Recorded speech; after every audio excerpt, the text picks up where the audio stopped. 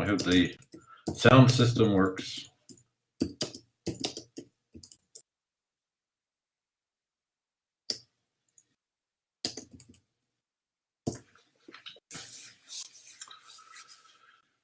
Okay.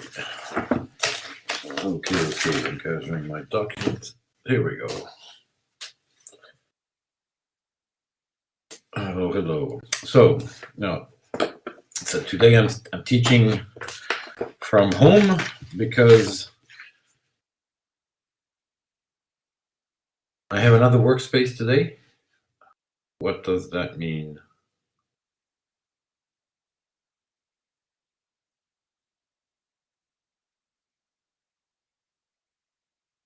Am I on the wrong channel? Oh yeah, right, absolutely. Oh yeah, workspace. Yes, of course. Sorry, it's my. I thought you were talking about a workspace on Canvas, or I was on the wrong channel. No, yes, absolutely. Today I'm teaching from home, so I'm doing home office because today is a holiday in France. It's the well, actually, it's a holiday in many. Christian and Catholic, not only Catholic, Christian countries, because it's what we call Ascension Day. And so today the university is closed because it's supposed to be, for religious people, it's a religious day. For other people, it's just a bank holiday. And for me, it's a work day. See, that's what happens when you travel globally, internationally. You could think that you can add up the holidays all over the world, but it's not like that. It's actually, when it's a holiday in one place, you're working in another, and that's how it goes. That's globalization.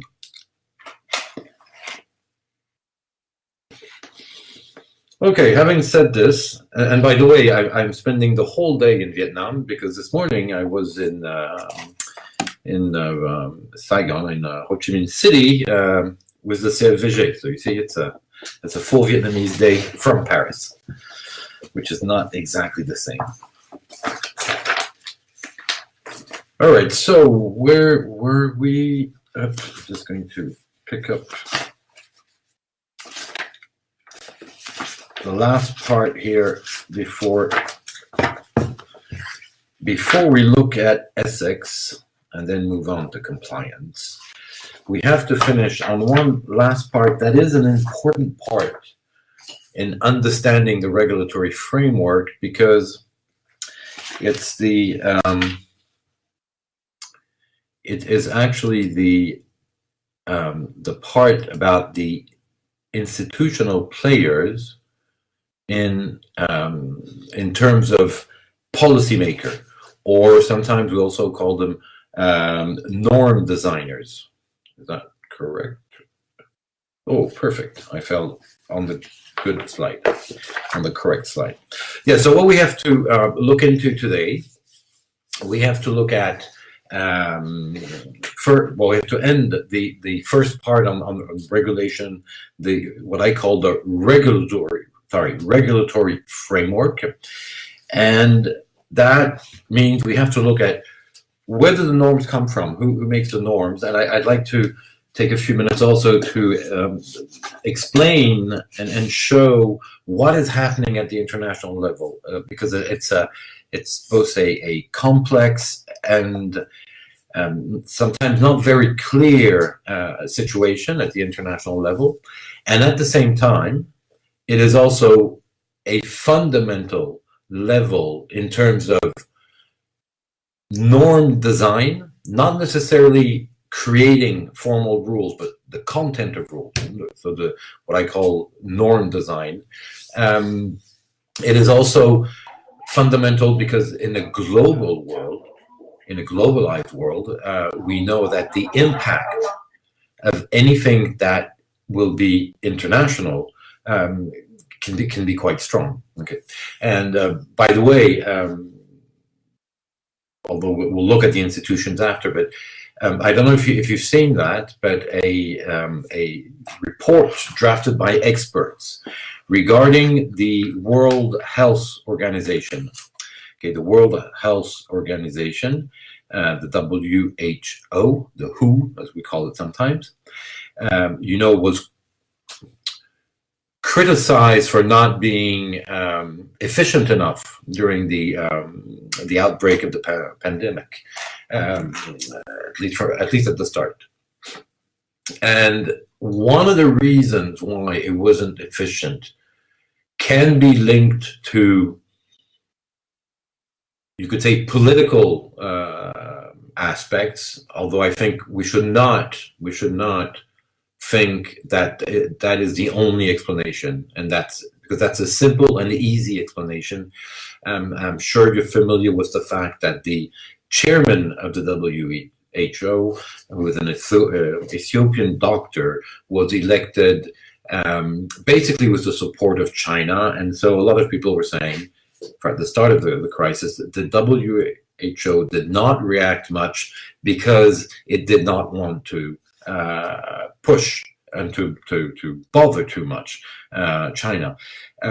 It may have played. It probably did play. There is some kind of relationship, but that would be too easy of an explanation, and that doesn't deliver reality. The reality is that, as for many international institutions, they are very imperfect. Okay, they are not well designed.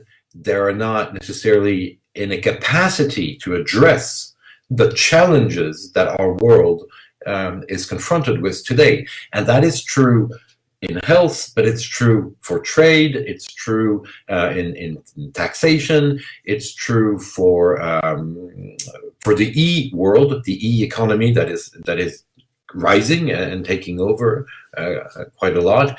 So it is true for a number of subjects, and not just for the WHO. And so why am I mentioning this? Because there's an expert group that released a report a couple days ago, independent experts. What we mean by independent experts, I mean that they're not working for the WHO or for the United Nations, that has released a report where it highlights the failures of the states, or the unpreparedness of many states, not all, but of many states. Obviously, the states that were well prepared, or that were prepared, well or not, I don't know, but are countries like, South Korea, Taiwan, Vietnam. Why these countries? Well, for a very simple reason. I'm not saying it's a simple explanation, but it's for a very obvious fact, is that these are countries that in the last 10 to 15 years had been confronted with unexpected, brutal, and very contagious types of viral pandemic. The SARS-CoV-1, the MERS. And so these are countries that, because they had been confronted with these issues, and I remember a few years back how Vietnam had been confronted with the problem. That means that these countries took time to prepare, or at least to think about what should be done, and they learned from that period. Other countries that had not been confronted with that just overlooked it. They even downplayed it. I mean, the US, Europe, at first thought that, well, it was not an issue for their own territory. So my point here is just to say this report is interesting because it highlights the failures and it gives recommendation.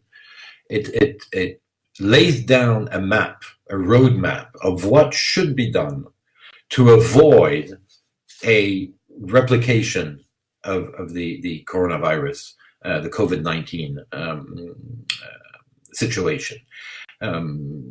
And among the many recommendations, there are about 7 or 10 important recommendations, a lot of them deal with the fact that we have to reinforce the coordination capacity at the international level. Or to say it differently, we need to give more power to these organizations. They have to be more transparent. They have to be open. They have to take in the diversity that exists in the world, and that diversity has to be represented in those institutions. But these institutions, if we want them to be efficient and to help us move forward, have to have the powers to do so. Now, here it's the WHO, so it's health, the health issues. We're not looking much into that. We're in a series of lectures on compliance and ethics in the business, and more precisely in the financial sector. So health is a bit far away from our direct concern, you could say. And that's true. What is not very far away from our concern, though, is the need to coordinate actions at the international level, at the global level, even more than the international. I think you've understood now that on a legal perspective, when we talk about international, it's international countries. It's international, okay? It's a combination of inter and national. Many of the issues that we're confronted with, and quite true in business, are global issues, okay? Not just international issues. It's not just a question of what are the free trade rules, for example, between Vietnam and the EU, between Vietnam and Thailand. It's not just that. It's globalization. I think you've understood now from what we've been talking about for a couple of days already. It is a much more complex and a much more intertwined, interconnected situation that calls for designing better rules and regulation than just the national regulation. We need to move forward. So my point here is just to say, I told you, I think at one point, that the COVID-19 situation that is basically and gradually going to move away is going to shed the light not on a new world. The world is not going to become beautiful, perfect tomorrow, just because of the pandemic. But it's going to shed the light on a new world, because we know that many things have to change, have to evolve, and things will evolve by themselves. Among the things that have to evolve are the way we deal with global issues. And that is directly related to our concern: finance, business. Okay, that definitely is linked to it. And so what I find interesting is that, and I don't know if the same debates happened in Vietnam or globally in East Asia, but in Europe, in the US, so in the Western world, the coronavirus has triggered a lot of debates, heated debates on everything. One of the issues talked about quite extensively from the start has been globalization, with a lot of people saying, oh, it's the end of globalization. It shows the limits, it shows the risk associated with globalization, so it's the end of globalization. And there were very few of us that were arguing very differently by saying, no, it's not the end of globalization. It means that there are new risks in this globalization, because either we acknowledge the default of the actual system and we try to improve it, and that means basically there's only one way forward. That means increasing coordination. Or all states fall back on themselves, protectionism rises, and of course with the Trump administration that was one of the paths. And in that case, globalization is not going to go away. It's just going to become very chaotic, potentially a source of a lot of wars. And I'm not talking just of military wars, although that could of course happen, but I wasn't mainly focusing or thinking about that, I was mainly thinking about different types of wars, like the trade wars, the technology wars, the wars that are starting to come up regarding the use of space. Okay, how China, Russia, the U.S., Europe are all, like saying, well, probably one of the new frontiers of the 21st century will be space, and going to Mars, going to the moon, setting up factories maybe one day, who knows. Those could trigger wars. So wars in a, not in a literal sense, but in a hyperbolic sense. Those could trigger wars, or conflicts, and strong competition that can either be coordinated, organized, and not be brutal, or that can be totally chaotic if nothing goes forward. And I think that probably what's interesting, so coming back to that report by experts regarding the WHO, what I think is interesting is that probably there's a predominant view that we need to reinforce coordination and not move the other way around. And so that's an interesting, if that is confirmed in other sectors, and it's an interesting direction taken, that will have an impact on regulation and international regulation of business and finance, definitely. Okay, so that was why I wanted to highlight this event about this new report regarding the WHO. So who designs norms? Who designs standards? There are different types of actors, of players here that come into play. Now, as you remember, and this is just a reminder, we know that the concept of law, if we really look at it in a nutshell, will rest on two elements: a specific content and the concept of sovereignty. Historically, it comes from that. The content of is always the same. It's an order and a sanction. Okay, whatever the nature, however it is organized, law is always structured with an order that is more or less precise, more or less mandatory, but it's an order. And if it is not respected, there is a sanction. Okay, so that's the basic content of law, whatever systems you're looking at. And it is linked to sovereignty. And this is also a reminder, remember, sovereignty is the power that the public authority has over a territory. And that's why they would say its own territory. Right.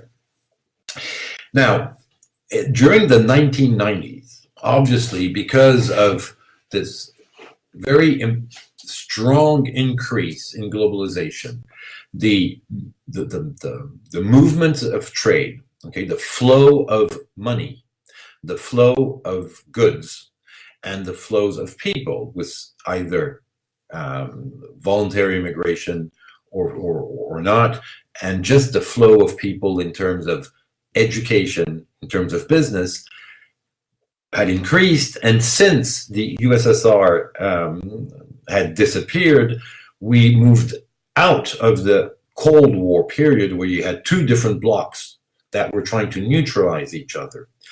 And so during the 1990s, remember the wall in the USSR broke down in 1991. The years that followed, there was this general idea that the concept of sovereignty in a much more interconnected world, and without these two superpowers that were, and two different blocks that were confronting each other, well, sovereignty was less important, much less important. It was a mistake, obviously, to think like that. It was a mistake to think that people, so nations, group of people, can live without feeling attached to their territory or to their community. Okay, and so it took some years, but today's movements we find in different countries are a reaction against this excessively cosmopolitan, open approach to societies, and a lot of people feel lost in a global world because, I mean, most people do not live at the global level. I mean, this is just a small group of business people, of academics, things like that, that live in the global world. And so, coming back to what I'm trying to put my finger on here and to pinpoint, it's that the concept of sovereignty was gradually erased. And it was a mistake because the legal systems, the regulation of trade, of commerce, of finance, still rests on sovereignty. Why? Because we talk about the New York Stock Exchange, the NYSE, about the London Stock Exchange, Singapore, Hong Kong, whatever, localized on a territory with a given law and legal system. And so for about 20 to 30 years, from the 1990 up till the, let's say up till the last financial crisis, 2008 financial crisis, or a bit after, the reasoning about regulation was done as if sovereignty didn't play a role, but it still does. It still does, and of course today, and especially after the COVID-19 outbreak and the pandemic, we know that sovereignty is absolutely not dead. It may evolve in terms of how we look and conceive sovereignty. Of course, evolution. There are evolutions. It's not the 18th or 19th century approach, but it's still there. It's an important role. So to finish on this, remember that although we have a global world and we are trying to create institutions that can address some of the global challenges, we remain with a concept of law that is attached to sovereignty and that is attached to precise content, okay? And we will see that at the global level, what we're seeing are things that are much less precise, and that is also a question of message. Last word on, on the concept of law, which I think is important for you to understand as people in business and finance. It's the mentality that is behind the technical legal system. The technical legal system is probably mainly something for lawyers. So you don't have to be concerned directly, of course. You just have to be sensitive to the issues so that you know that there might be a problem here or there might be something to consider, and you can reach out to your in-house lawyers or to your counselors or your advisors and things like that. So the technicality of laws is not your main concern. But understanding the mentality behind the different legal systems, that is important for you. That is important because it's important in business negotiation. It's important in understanding how you're going to apply the different rules. And we will see that plays an important part in terms of compliance. So in terms of mentalities, there are two major different approach to the function, to the role of law, that explain a lot of how it is then implemented. The first role of law that we can talk about could be the common law approach. In common law, the main concern, so in common law, the main concern is to end the dispute, is to make sure that if there's a conflict between two persons, whether a business or individual, then we have a law to end that dispute. But that's all, historically, that is all that we are demanding from the laws. The role of law in common law is to have a what is called a dispute resolution tool. You can see that. Weird. Okay, the dispute resolution tool. So the law in a common law tradition is only seen as a tool to end a dispute.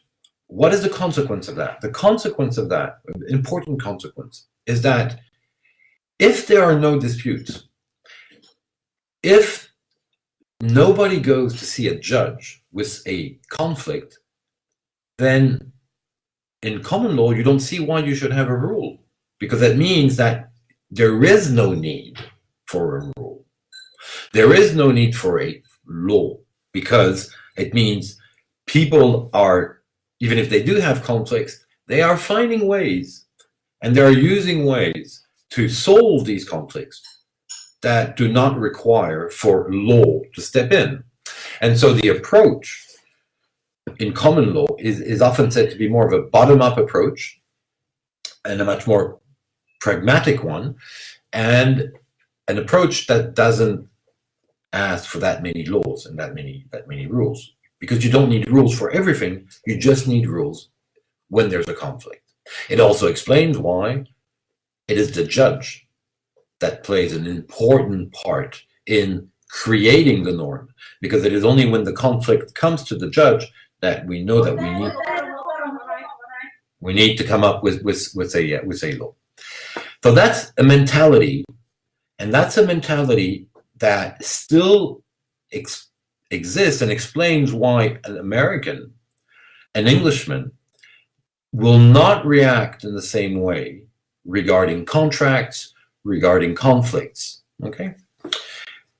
On the opposite, civil law or continental law has a different approach to law. Why? Because in the civil law countries, in the continental law countries, and here I would place Vietnam definitely, for mainly for cultural reasons. Okay, nothing to do with the political systems or anything. It's really a question of culture. So in continental law countries, the law has a much larger role, a much wider impact. Why? Because law is seen as a behavioral guide, as a way to organize society, all aspects of society.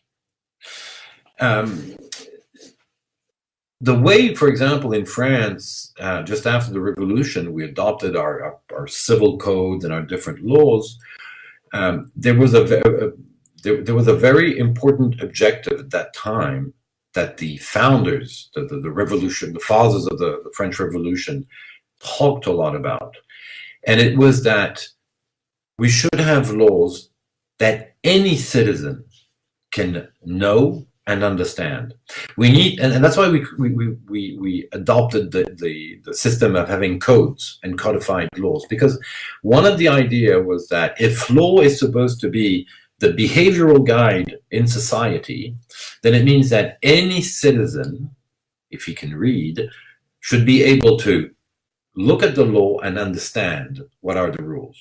Okay, and so it's a very different approach, because in this case, it means, first of all, that the laws come from a legislator and not from the judge. The judge only solves issues, but he applies the laws decided by the legislator. It means that you have rules that are extensive, that are supposed to be coherent also, that the coherence of the legal system in civil law is much higher on the agenda than in common law countries. And it also means that it's probably much more of a top-down approach than a bottom-up.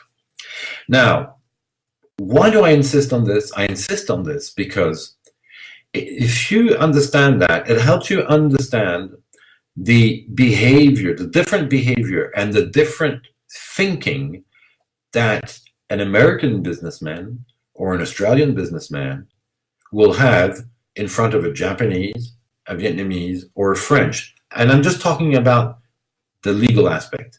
the differences between these different people is also obviously linked to their culture. We agree, and their language they speak and things like that. But if you've understood that there are different ways to conceive the rule of law, and that the tradition, the underlying philosophy in common law countries is very different than the one in continental law countries, then it helps you understand the behavior even in business. And I'll give you one very practical example. If there's a dispute with an American company, the Americans will often say, well, I don't care. You're not happy with this solution? I don't care. Just sue me. Take me to court. Why? Because you go to court, and you go to court immediately, not because you want to have a judge hand a decision, but because you want to force the parties. You want the parties to negotiate and to sign a transaction, so a contract. And so all issues are, or most issues are settled by what we call out-of-court agreements in many common law countries. In continental law countries, out-of-court agreements are considered as probably not very, very clear, because in common law countries, in continental law countries, there's this idea that if you do not want to be in front of the judge and have the judge decide on your case, that's because you have something to hide. That's because you're not comfortable with your position. Okay, if you want to have an out-of-court transaction, as out-of-court settlement, an agreement to end a dispute, that's because there's something fishy.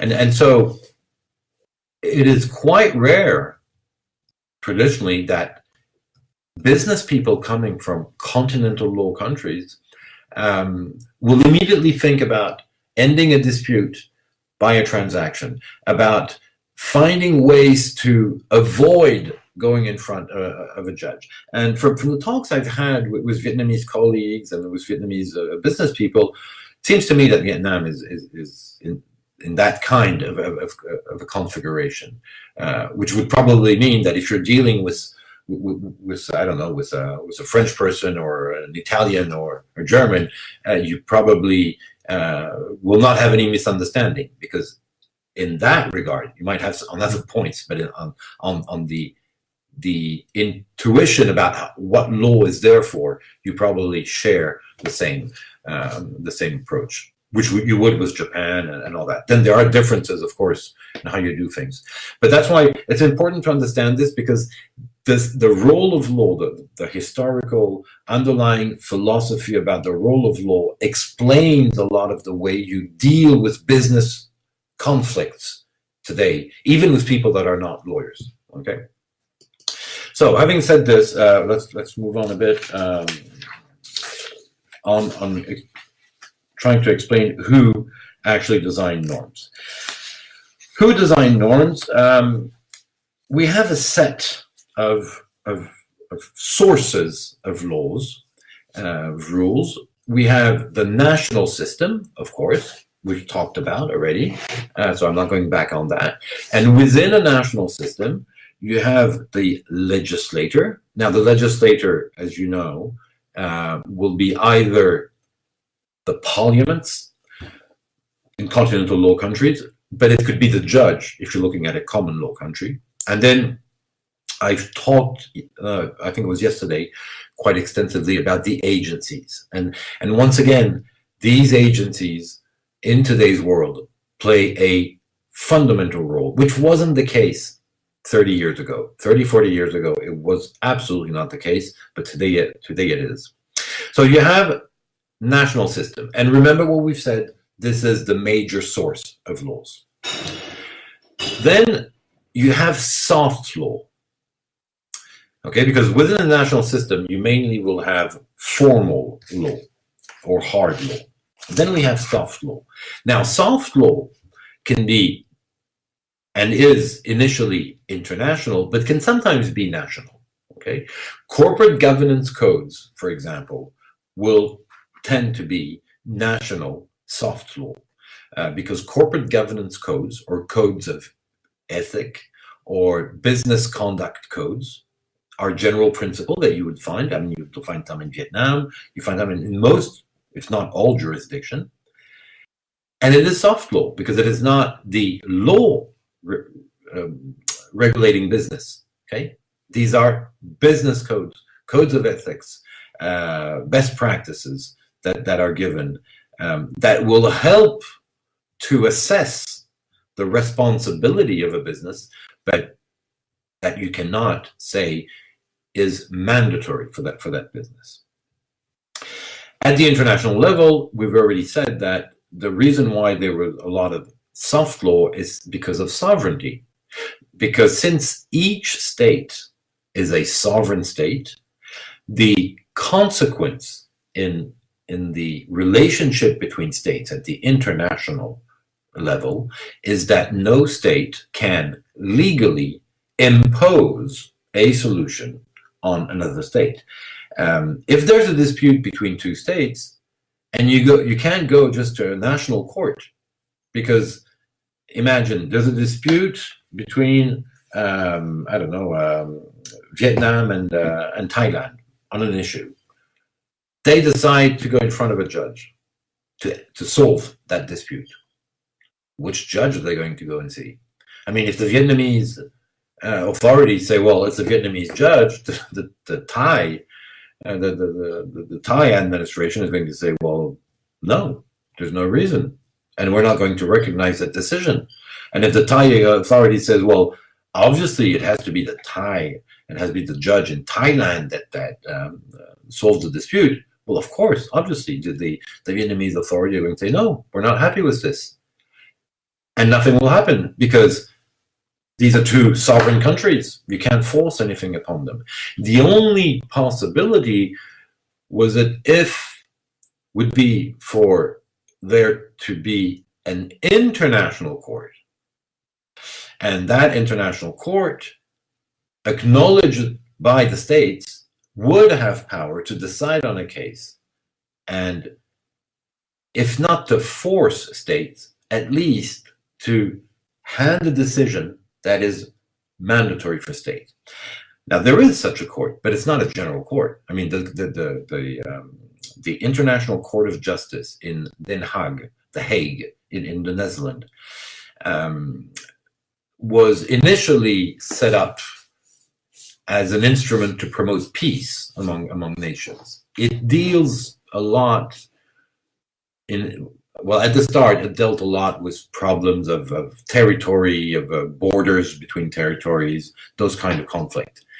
In the past 40, 50 years, it has increasingly looked at what we call international economic regulations. Okay, but it's not a general court. I mean, it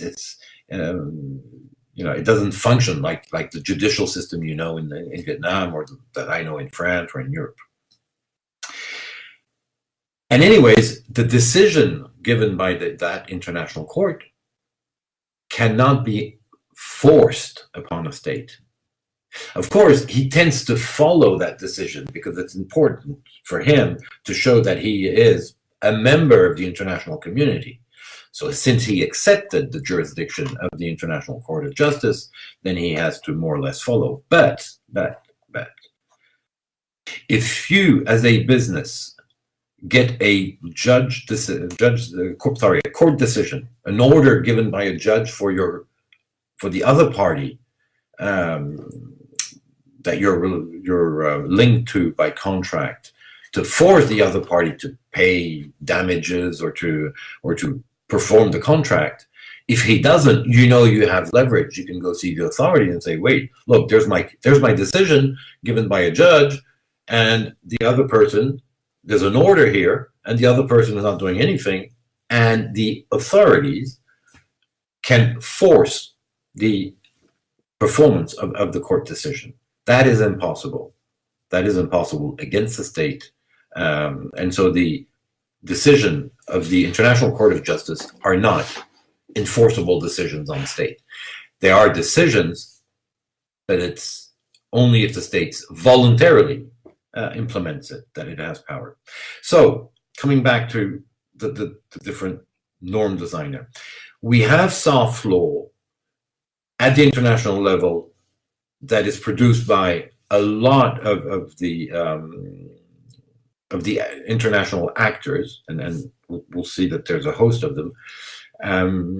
But it's only soft law, and we also have some soft law at the national level. Okay, but at the national level, soft law is a complement, is an exception, and not the dominant norm. Then we have two other producers of norms that you have to take into account today, because they are very important. We have informal organization, and then we have international laws that are very formal laws, but that are contracts. So informal organizations, I'm going to talk a bit more about them after, because that's very important. That's very important. Informal organization. I'm sure you're familiar with the ISO,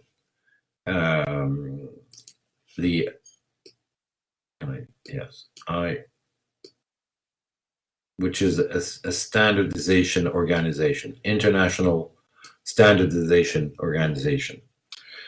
Now, that organization is not a lawmaker in the sense as in a national system.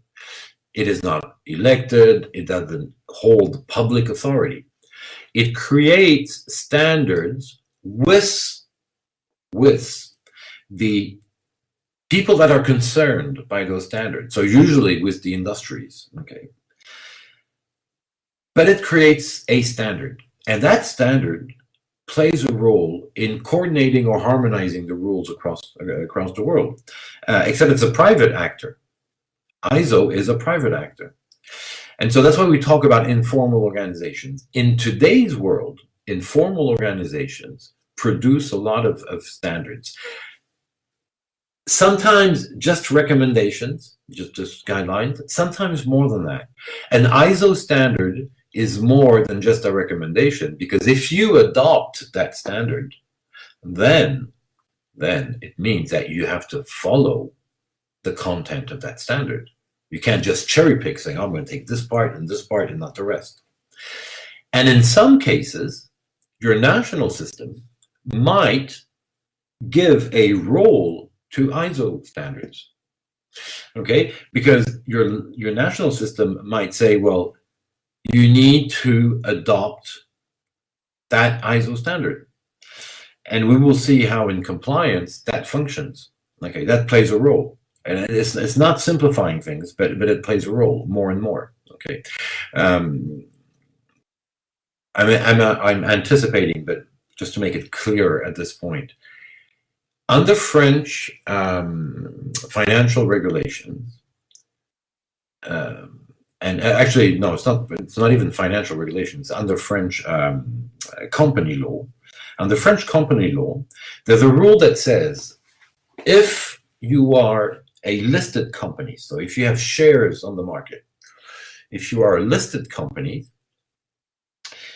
you have to adopt a code of corporate governance. You have to follow a code of corporate governance. Technically, the consequence is what? It means that a company, a listed company in France, has to decide and publicly say, I am following this set of corporate governance rules. And basically, they will choose the French AFEP-MEDEF code of corporate governance. Now, this is a situation that is more and more frequent, but that can be complex. Why? Because it is a situation where the law, the national system, says you need to adopt a set of standards or best practices. And those best practices standards are elaborated, are designed, conceived by an informal organization. Okay.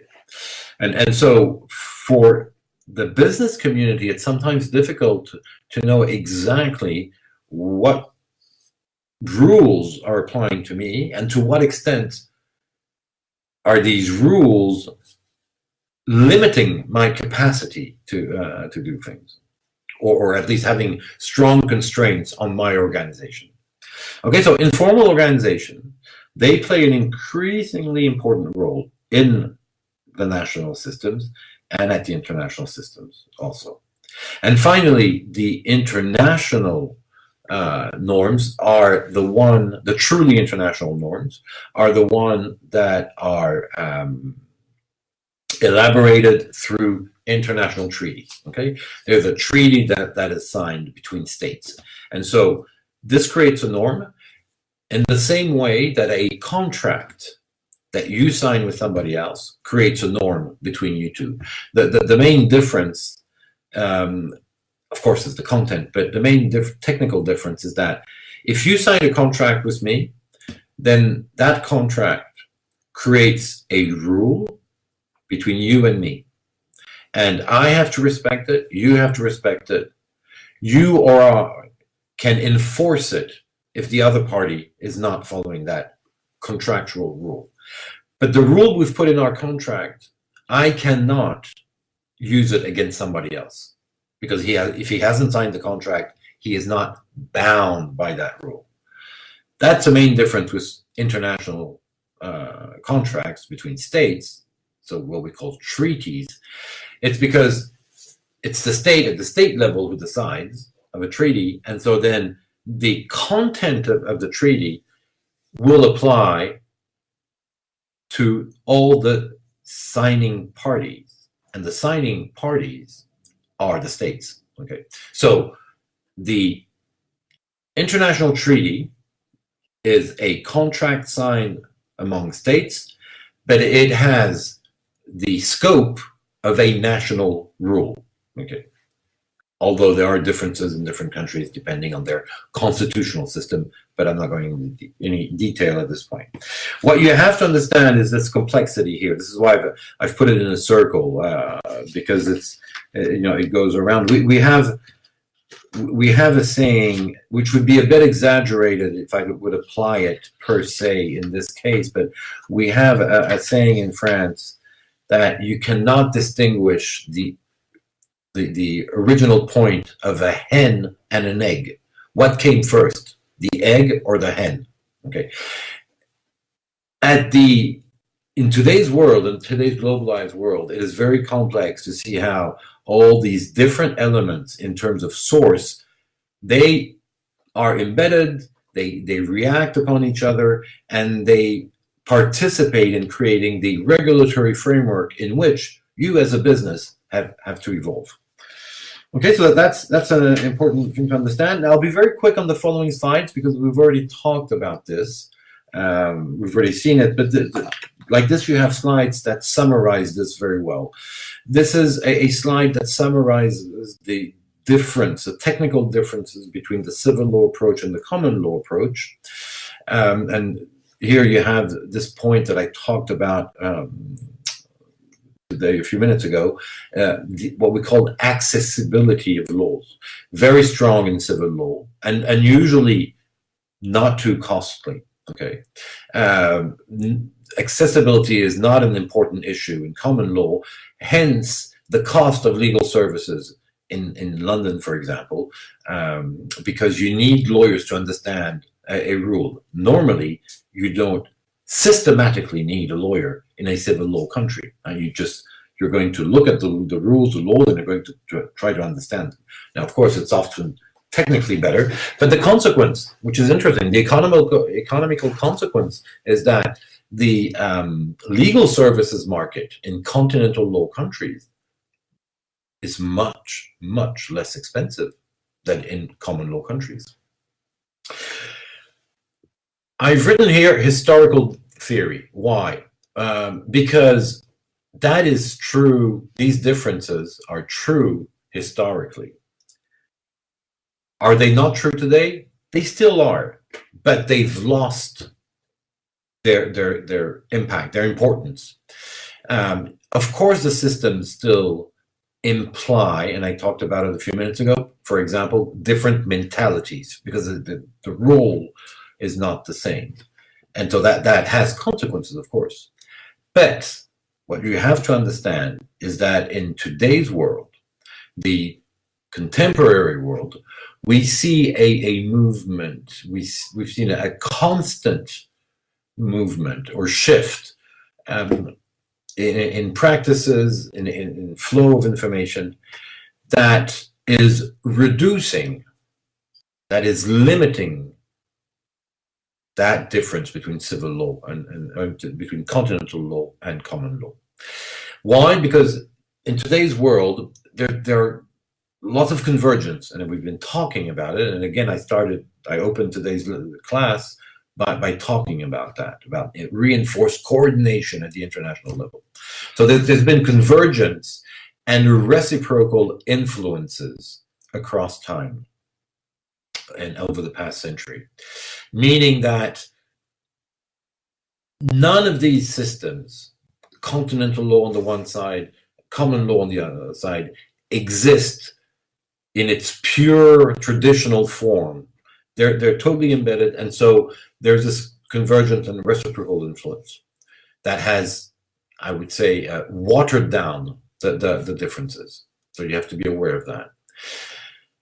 There's another phenomenon that has had the same effect. It's the development of regional law.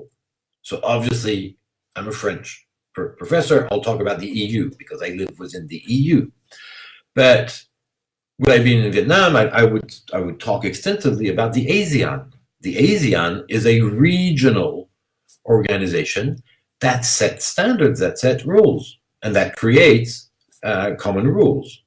And by creating these common rules with a very clear objective, the ASEAN has the objective to promote trade among the Southeast Asian countries and to make it easier, more efficient to trade amongst Southeast Asian countries. The same thing that the EU has that objective for European countries.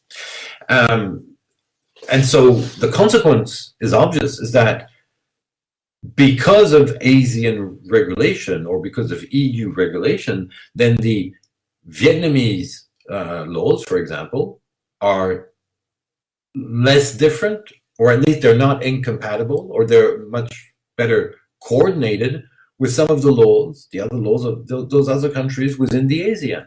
The same way that in France, the French laws, they remain French and they remain specific to France. But because of EU law, there are a number of issues, and some of them are far-reaching, that are completely harmonized or coordinated among the member states. And so the difference in approach, so that was even more blatant when the UK was a member of the EU. Now that they've pulled out, you could say it's less visible that there are these differences. Well, the truth is there are differences between continental law countries, and we still have within the EU Ireland, and Ireland is a common law country, of course. So development of regional law waters down also the differences of the systems.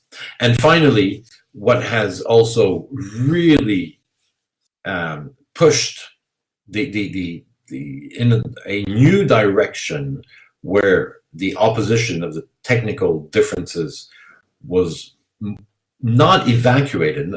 We didn't erase them completely, but they're less and less fundamental, is the development of soft law. Okay, the development of different types of methods to regulate relationship between individuals, between organizations, to regulate professional activity, to regulate business.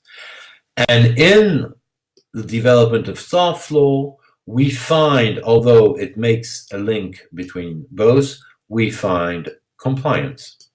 Okay, I'm maybe not going to write with this because, so compliance in a certain way is an interesting,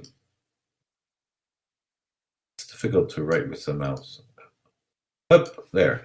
So compliance is definitely something that links both, right? Is a new method, a new element, and we'll see. So all these elements taken together, convergence and reciprocal influence, regional law, development of alternative methods, soft law methods, all of this contributes to limiting the impact of the technical differences between the systems.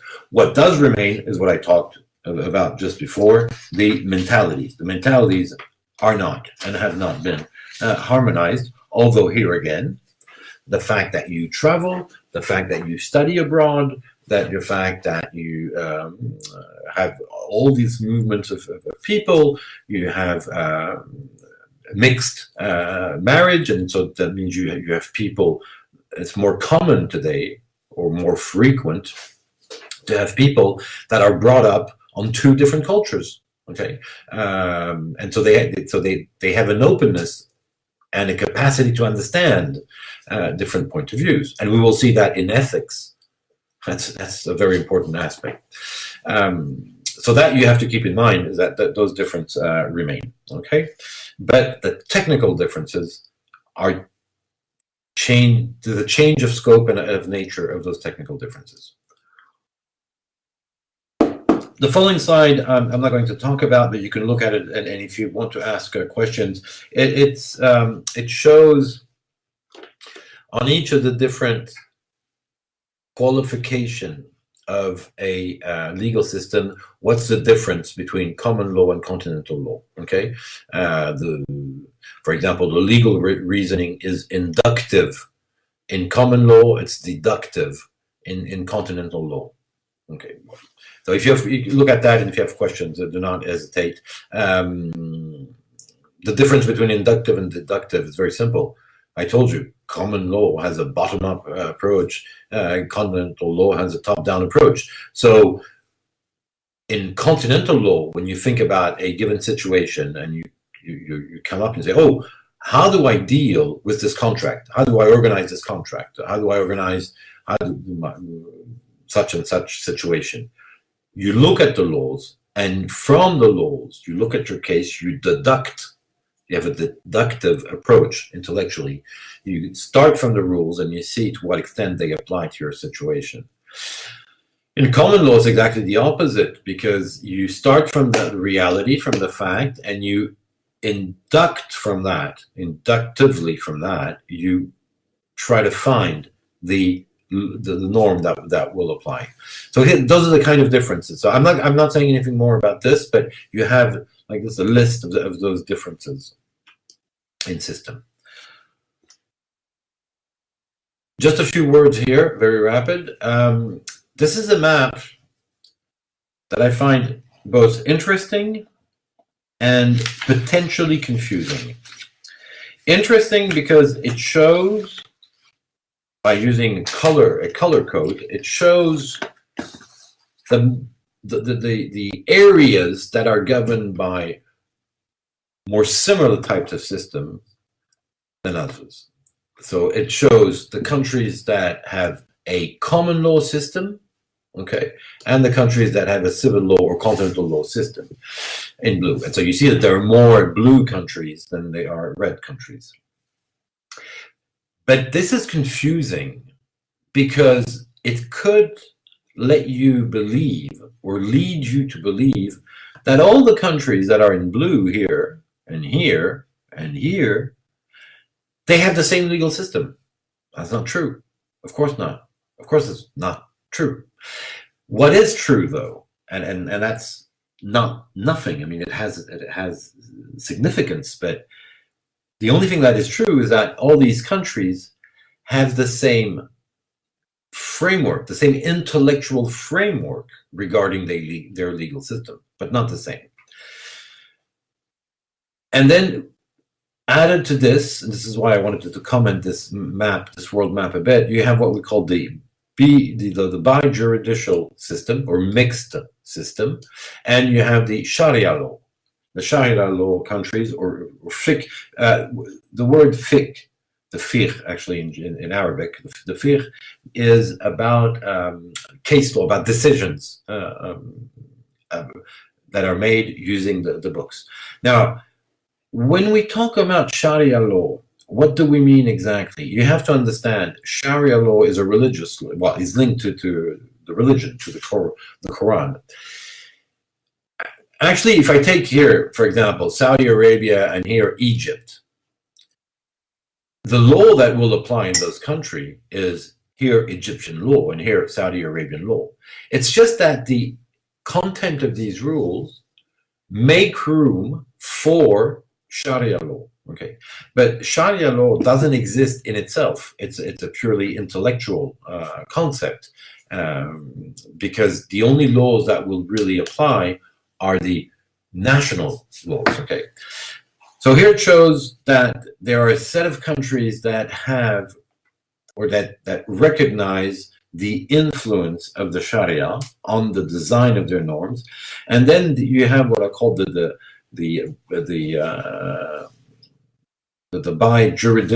bi-juridical systems, or the mixed systems, that are interesting because these are systems that often combine common law, continental law, and either customary law or local law or religious law. These are often countries that, because of history, because of occupying forces, colonization, or just because they chose at one point, Japan, remember what I said about Japan? Japan chose a continental law for its contract law without being colonized or anything. It was a choice that they made. So for historical reason, these are countries that have the different legal cultures.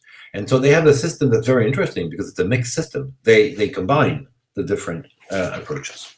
Okay, so this is an interesting map, I think, to show you that after all, they're not, the diversity of the systems is not that big.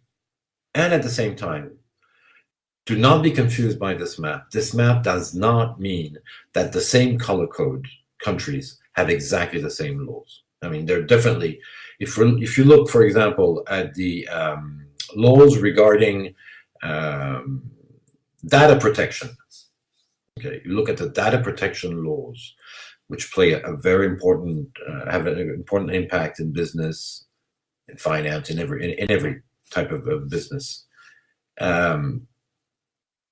Russia and France are both blue countries on this map.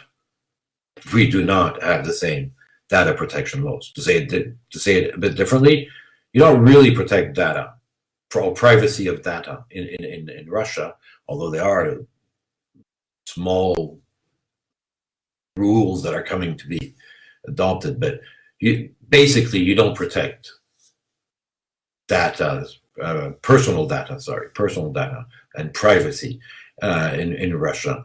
It's very important in France. Okay, I'm not saying it's good or bad, just saying that's explains the difference. So do not get confused. The same color code do not mean that all these countries have the same system. It just means that they have the same intellectual framework of the system. All right, to finish on of the Who Designs Norms. I see time is running. This here is just a reminder of the objectives of law. The only thing that I want you to have in mind is the common objectives of any legal system. And I'm not here saying a common law system, a continental law system, a Sharia law, whatever. The common objectives of regulation. To have some kind of continuity, stability, and certainty, anticipation possible. But to have adaptability, you need to be able to adapt to new situation. How do your contract laws, for example, today will adapt to online transaction or to online commerce, to the use of algorithm in finance, for example, and things like that. The fact that justice, speed, and economy, or to control the cost, is something that is an objective of any legal system. Now, of course, it's more or less something um, that is important. Okay, justice, speed, and economy, and it's contradictory. Okay, it's contradictory sometimes because if you want economy and speed, it sometimes doesn't work well with the objective of justice. Justice needs time. And the other problem here is that justice is a perception. Okay, it's not something I know how much sugar is in a Coca-Cola. I know how much alcohol is in my wine. I don't know exactly how much justice there is in my legal system. Okay, it's a perception. And public policies are related to the legal system, and we talked about that a lot when we looked at the financial regulation. So I'm not coming back on this.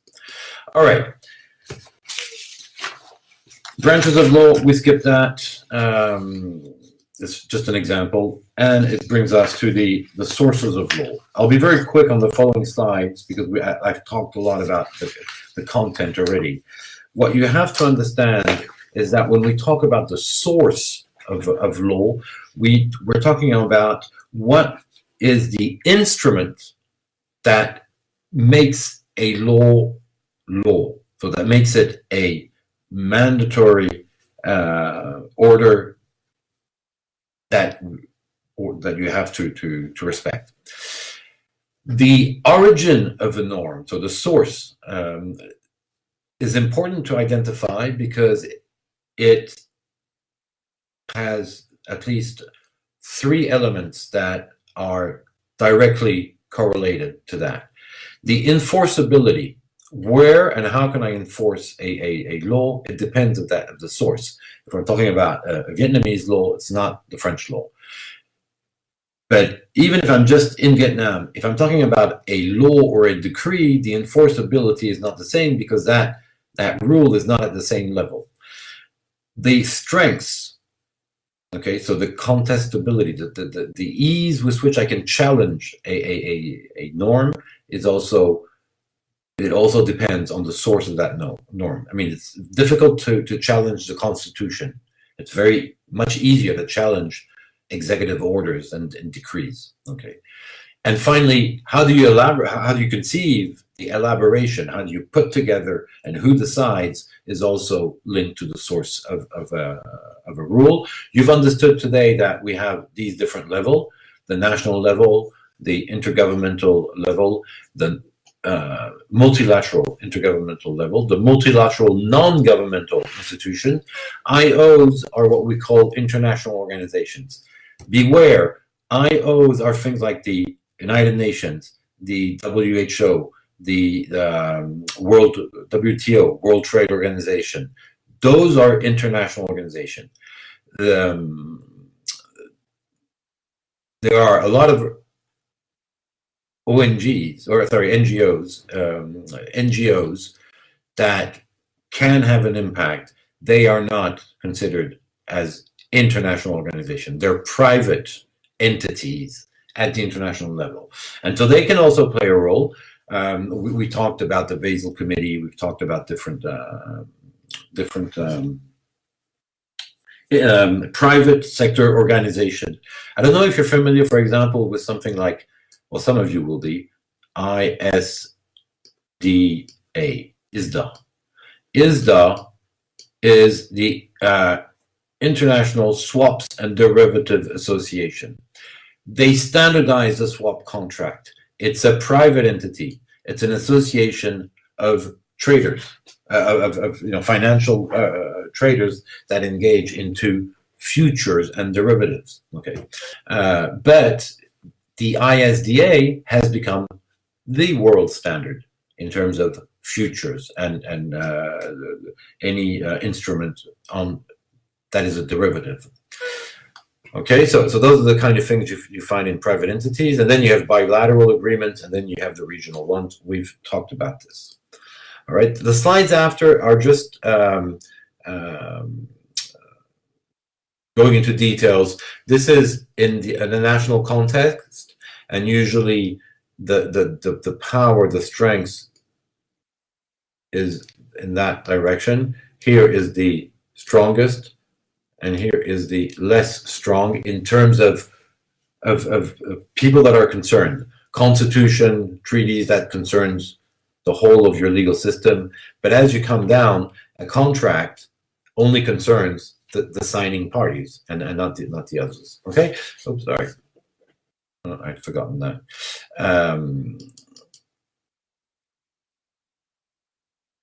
There.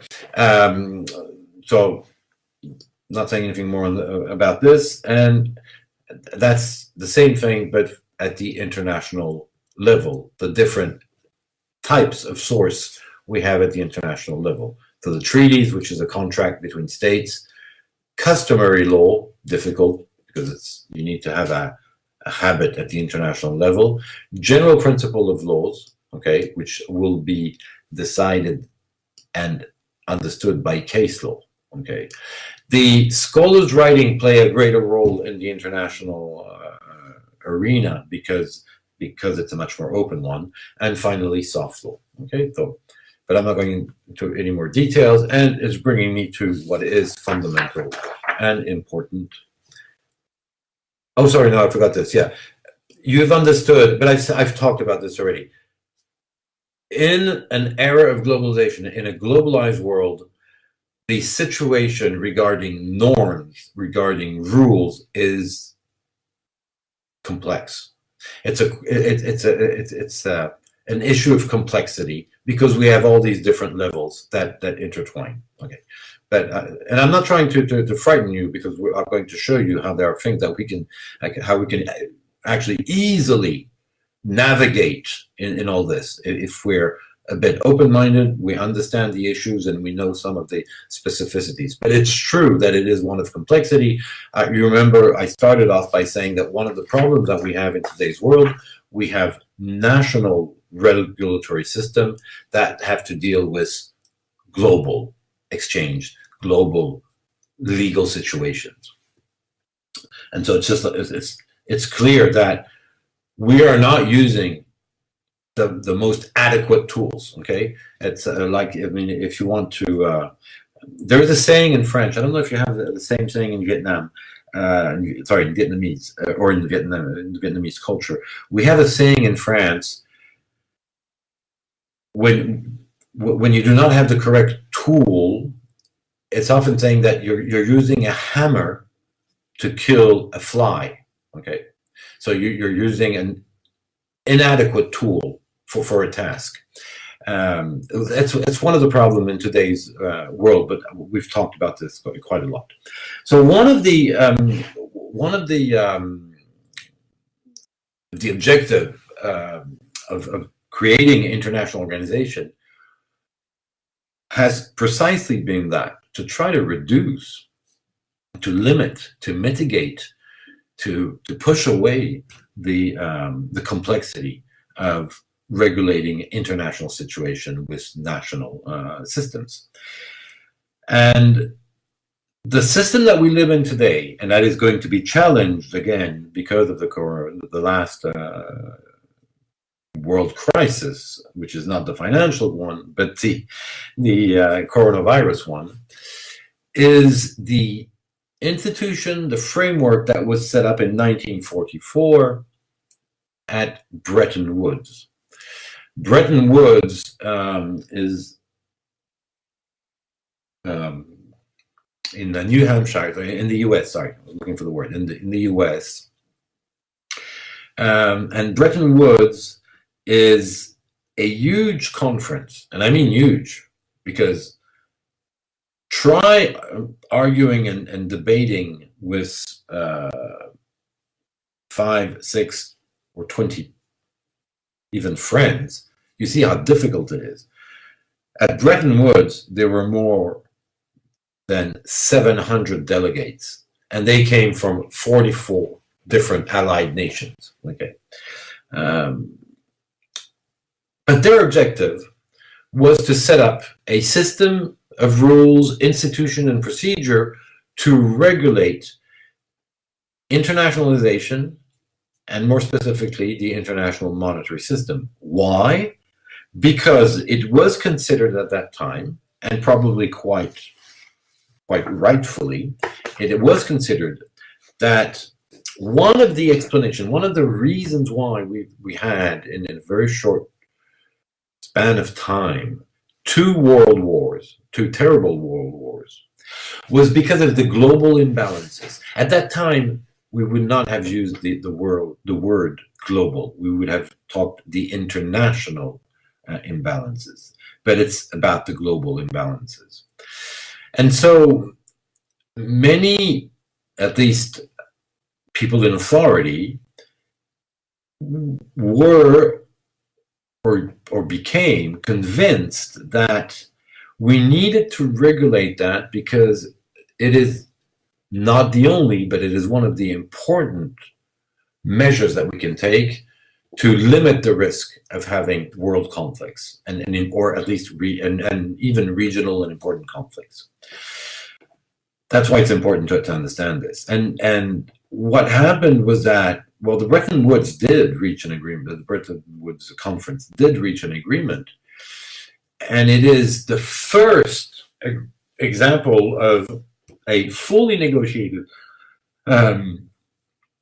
monetary order that aims at governing monetary, and behind monetary, there's financial and commercial relations among independent nation states.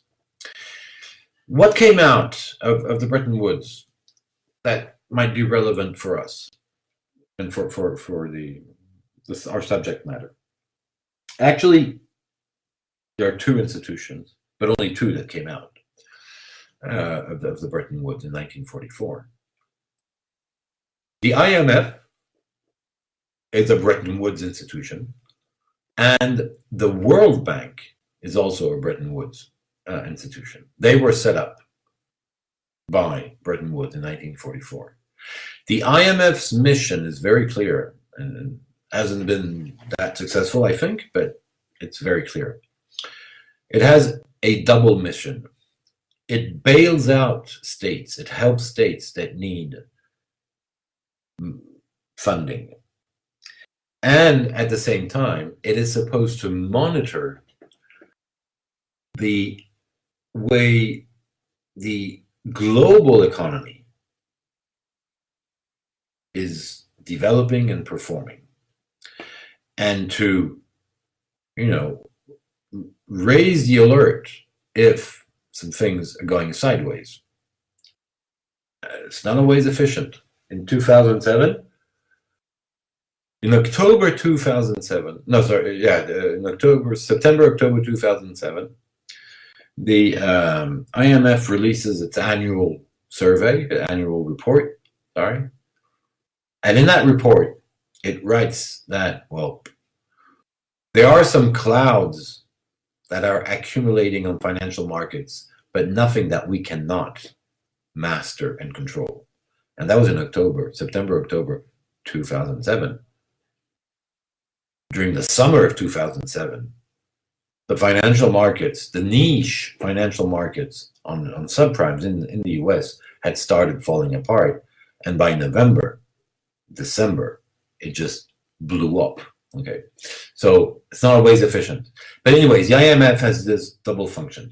The World Bank had a single function, but that has become, and that has proved itself fundamental.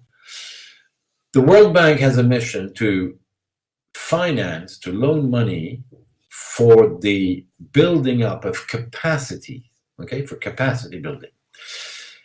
When we say capacity building, it started off mainly on infrastructures, building up energy plants, roads, hospitals, schools, whatever, you name it, but infrastructures. But gradually along, it started financing other aspects that were less rooted in bricks and mortar, but that were more intellectual. Why? Because it started financing administrative reforms, legal reforms, reform of the judicial system, Okay, and so in that sense, the World Bank has really become a very important actor of change, of evolution, not necessarily of diversity, but at least of change and evolution. And then the last institution that is interesting for us, although less directly because it's not related to finance, is the GATT, General Agreement on Tariffs and Trade. It was agreed upon at Bretton Woods in 1944 that the countries that were there at Bretton Woods and others, if others wanted to join, would meet regularly to discuss about the tariffs on trade, that they would try to make sure that tariffs, customs, and things like that did not prevent trade from developing, because developing trade was the only way forward to move whole nations out of poverty and to improve the life of citizens worldwide. But the GATT had one specificity. It was a conference, and it changed all the time. And why did they not create a WTO in 1944? Simply because they could not agree at that time. There was no sufficient consensus on how that institution should be organized, what powers she should have, and things like that. So what was accepted is this turning conference that worked, I mean, more or less well, but that did a lot of things, till in the 1990s, all the members of the GATT, of that conference, were conscious that it was not sufficient. You needed a brick and mortar institution. You needed permanent staff, specialized staff, because the conference would change from country to country. And so the people working for there was nobody working for the GATT, really. And the people that would work on GATT issues were not specialized. And so it took them time, of course, to move forward. But then the agreement came out, the consensus of saying we need an institution, and so the WTO was created in 1995. So we can say the WTO is a granddaughter of the Bretton Woods Agreement, but is not born out of the Bretton Woods Agreement. Now, these are some of the fundamental institutions in today's world, and that is what explains this international system. And now, they design norms, obviously, international norms. Then we have the groups, but I think I talked about the groups with you already, the functioning of the groups. So maybe just this is just a reminder that the country groups, which, remember what I said, they're informal gathering at a high level, state representative, ministers, things like that. It's an informal gathering of states that can discuss freely about different issues. Okay, it's not an institution like the WTO, the IMF, things like that, or the United Nations, that have very, very strict and precise functioning rules. And so my point here, or the slide, is just a reminder that the country groups goes all the way back in the 1960s, and that there were very different types of groups. The ones that really, really functioned over time has been the G10, okay, sometimes G8 also, but G10 and the G20, okay. These have had less importance. The G77 is 1962 is interesting because it's an informal meeting that brought in a lot of states that were newly decolonized and that were pushing for a non-aligned policy. You had the Western Bloc on the one hand side with the US, you had the Soviet bloc on the other hand, and these countries were saying, we have pan-Asian logic, and there are reasons for us to have an Asian approach as compared to others. there was a pan-Arabic view also, a pan-African view also. And so that was the G77 of 1962, which is politically very interesting, philosophically very interesting, but it didn't go much further. Okay, nothing really came out of it. What really came out of the group countries at efficient G10 and 8, because the G10 is with Russia, and Russia keeps getting kicked out and coming back in. So it's a complicated relationship. G8 and the G20. More fundamentally, the G20 is the one that has played the most important role. And that today still is the one, this informal international organization is probably responsible for a vast majority of business reforms over the past few years. Okay, the national business reforms over the past few years. So I think this is something that we have to have in mind. And even if we're not going to look at in detail with all the decisions made by the G20s since the financial crisis of 2008, at least explain basically how it functions. All right. What time is it? Oh, okay. It's I guess it's time for your for a pause. Wait, just checking something.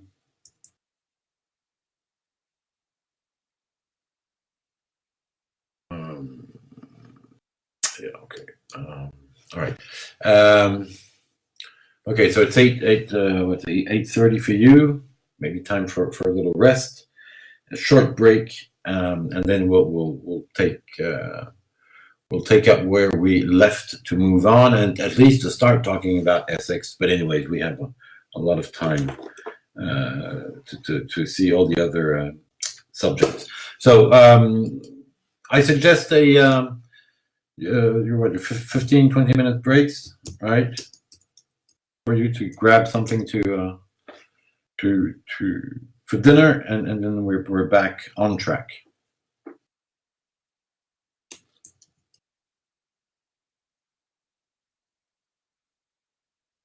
Yes? No? You agree? Disagree? I decide.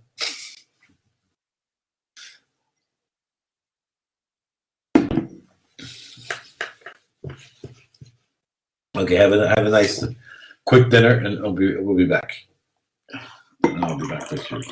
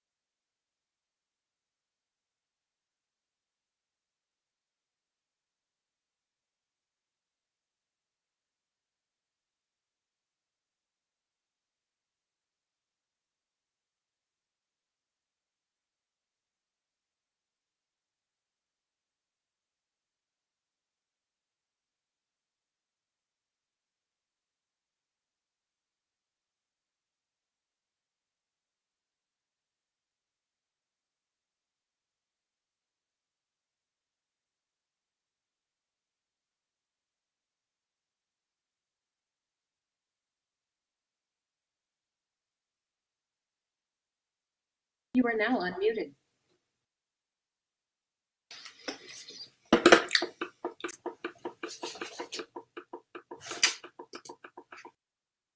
Oh, la, la, la.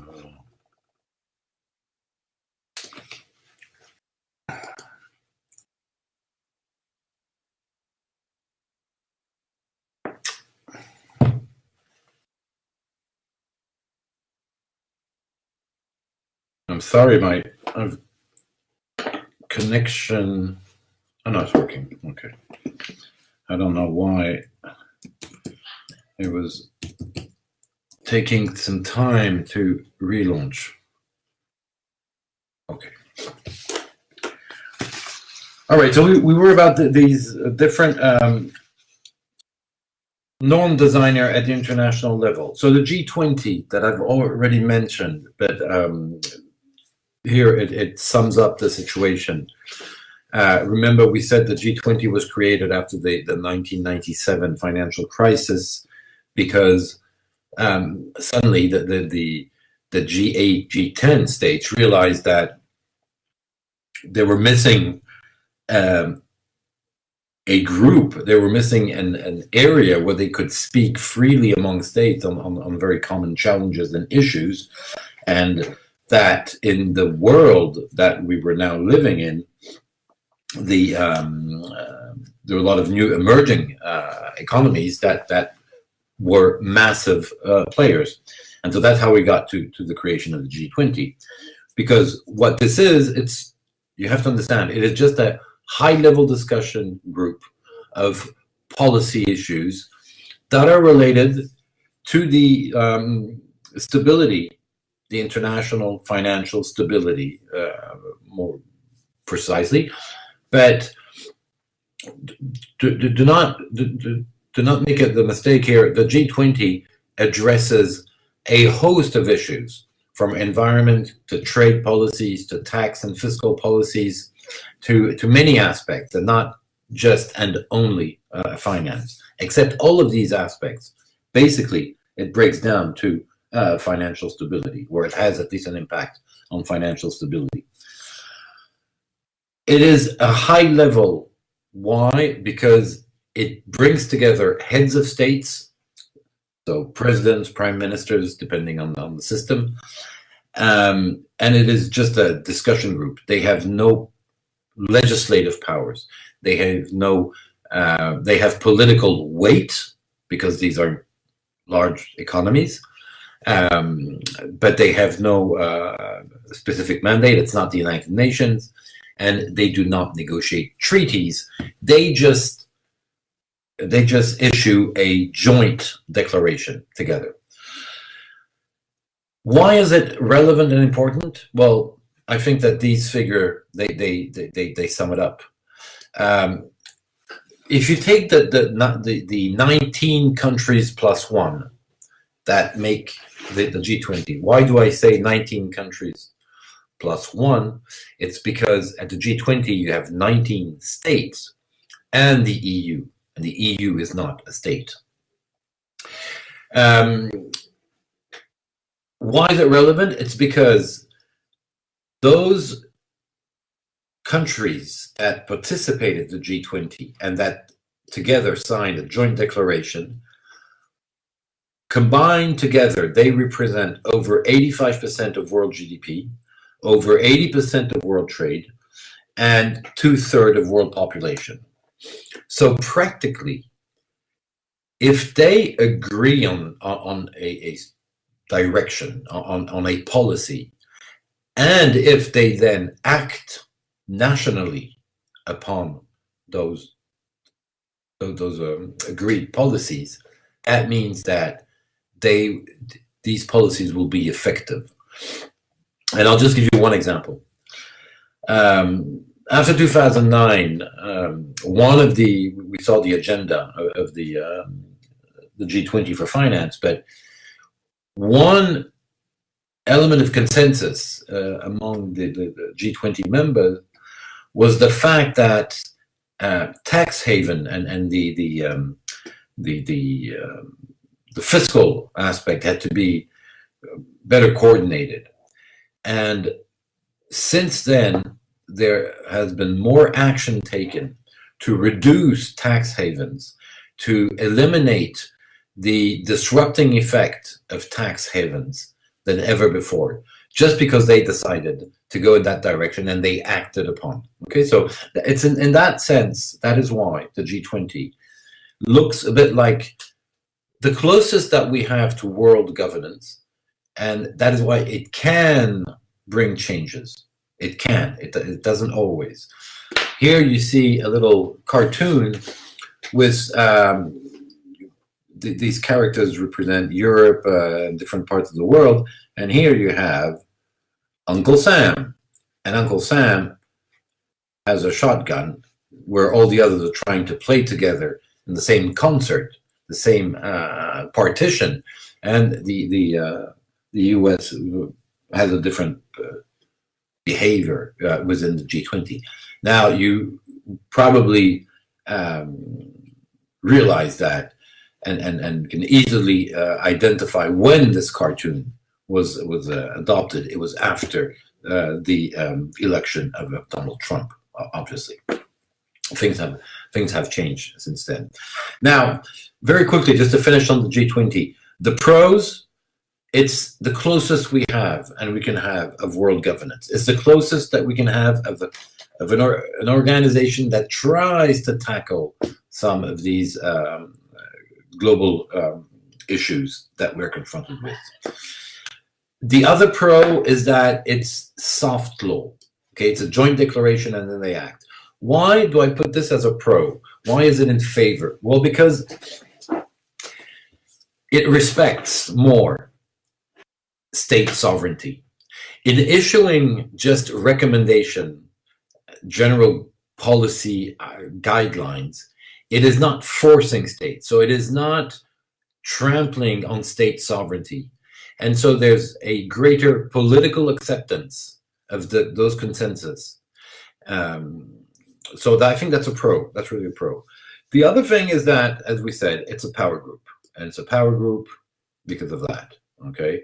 And because you have, the US, the EU, China. I mean, these are amazing. Russia. You have these very large, powerful states. So it's a power group, and that can help, of course, bringing changes to the extent that they are really trying to change things, of course. But there are cons. There are things against the G20. First, the legitimacy. Okay, it's only 20 entities. It's self-appointed. They decided. I mean, and so the legitimacy can be debated. The organization is not the most efficient. Why? It's a conference, and it's a conference that is hosted by each of the different states, one after the other. So you have a G20 summit in Seoul, then you have one in Pittsburgh in the US, then you have one in Europe, then you have one in Saudi Arabia. The last one was in Saudi Arabia. It's a bit like the GATT initially. The GATT was like that. It was a circulating conference. The problem with that is that you do not have permanent staff, and that the day-to-day operations are much more complex. So its organization is acceptable by the states because it doesn't cross the line of sovereignty, but the downside is that it's less efficient. And so that's also one of the last cons. It's the efficiency of the decision, of the consensus. Since they only issue non-binding declarations, the efficiency depends of the goodwill of the states. If states decide to act upon those declarations, then things happen. If they just sign the joint declaration but then do nothing at the national level, then nothing happens. Okay, so that's a G20, but we saw the agenda, the 4-pillar agenda it had adopted after the crisis. And so when we understand what is the G20, what capacity it has, And when we see the extent of the agenda, the reform agenda it had adopted for finance, we realize that it is a heavyweight on the world scene. Other designers of norms at the international level, you have things like the BCBS. And so here, remember I said that among the different lawmakers at the international level, you had private sectoral organization. The BCBS is a very good illustration of that.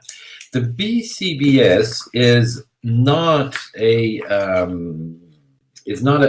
state organization. It doesn't have any political mandate.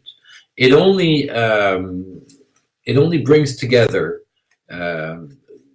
governors of central banks, of national central banks, or representatives of the governors of central banks. The BCBS was established in 1974 and 1975, and the reason for that was that, I mean, the fundamental macroeconomical reason for that is related to the disturbance in international currency and the banking markets that followed the oil crisis. Okay, the oil crisis was in 1973, the first oil shock. Okay, the first oil shock was in 1973, and it radically changed the overall context of finance. I'm maybe oversimplifying here, but basically, to be a banker before 1974 was a very quiet life, to lead a very quiet life. Basically, bankers in Switzerland, they would go to their office in the morning, not too early, sign some letters, then they'd go out for a lunch and maybe some golf in the afternoon, probably drop by the office again a little hour to sign the letters that had been prepared during the afternoon, and then go back home. Okay, banking today is totally different. Banking today is a stressful activity because of volatility. And so what's the difference between the before 1974 and after is the level of volatility of financial markets. And so that has changed many things. It has changed the behaviors, it has changed the risk, it has changed the instruments used. And if you add to that global interconnection of financial markets, new technologies, and you realize how the sector has totally changed, and that financial services today has nothing to do with financial services 50 years ago. Of course, some of the operations are the same, but the context, the overall behavior, the organization has really changed.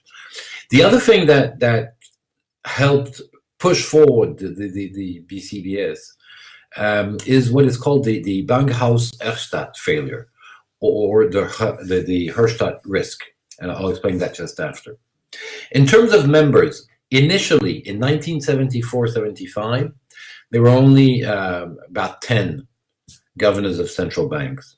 Today, you have a large numbers of central banks that are members of the Basel Committee on Banking Supervision, and they cover very different countries.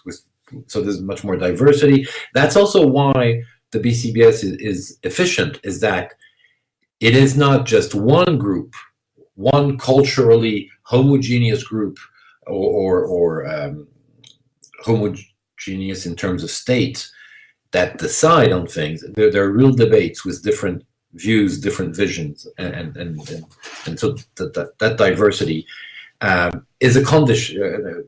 Well, yeah, it's one of the conditions and the explanation to the efficiency of the decisions that are made. But the decisions that are made are not binding for states, because this is just a private group.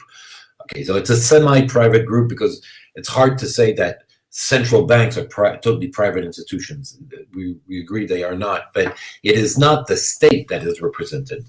The BCBS is actually run by a permanent staff from a bank which is called. This is the picture of that bank. It's the Bank for International Settlement that was created in the 1930s. It is the bank that created, for example, the SWIFT transfer system to harmonize transfers of money internationally amongst banks.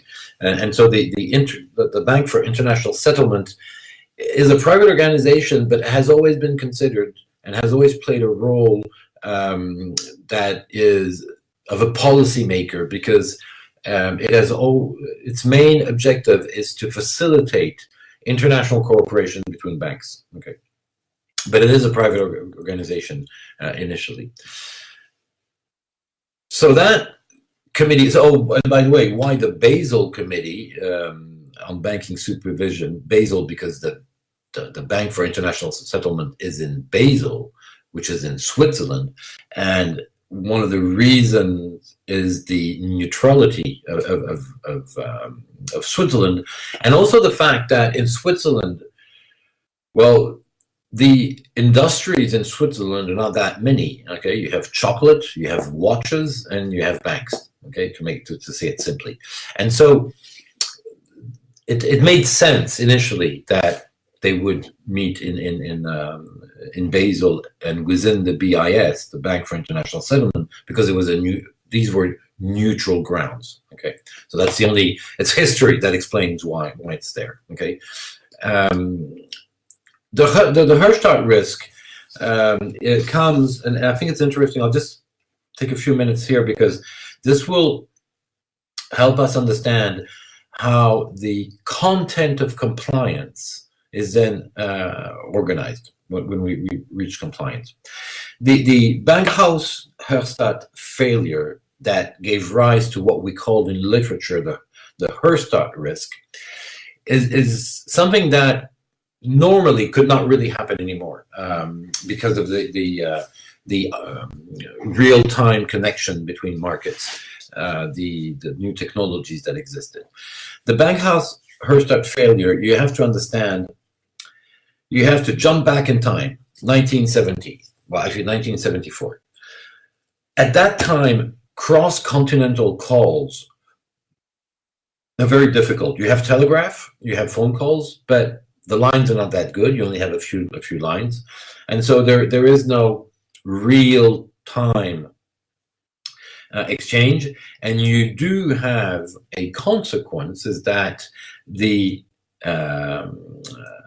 time zones in the world carry much more consequences than today. Now, of course, time zones still play a role today. I mean, I'm in France, and if I have to negotiate or to talk or to work with somebody in Australia, it's a bit complicated, okay? Because we only have a few hours a day where we're normally awake, okay? But just between Vietnam and France, for example, we have a number of hours, but we can manage, but it is a constraint. So time zones still play an important role, but not as much.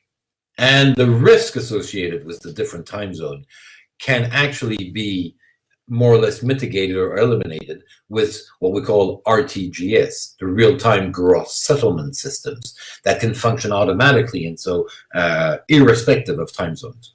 So to understand this evolution, what happened in June 1974?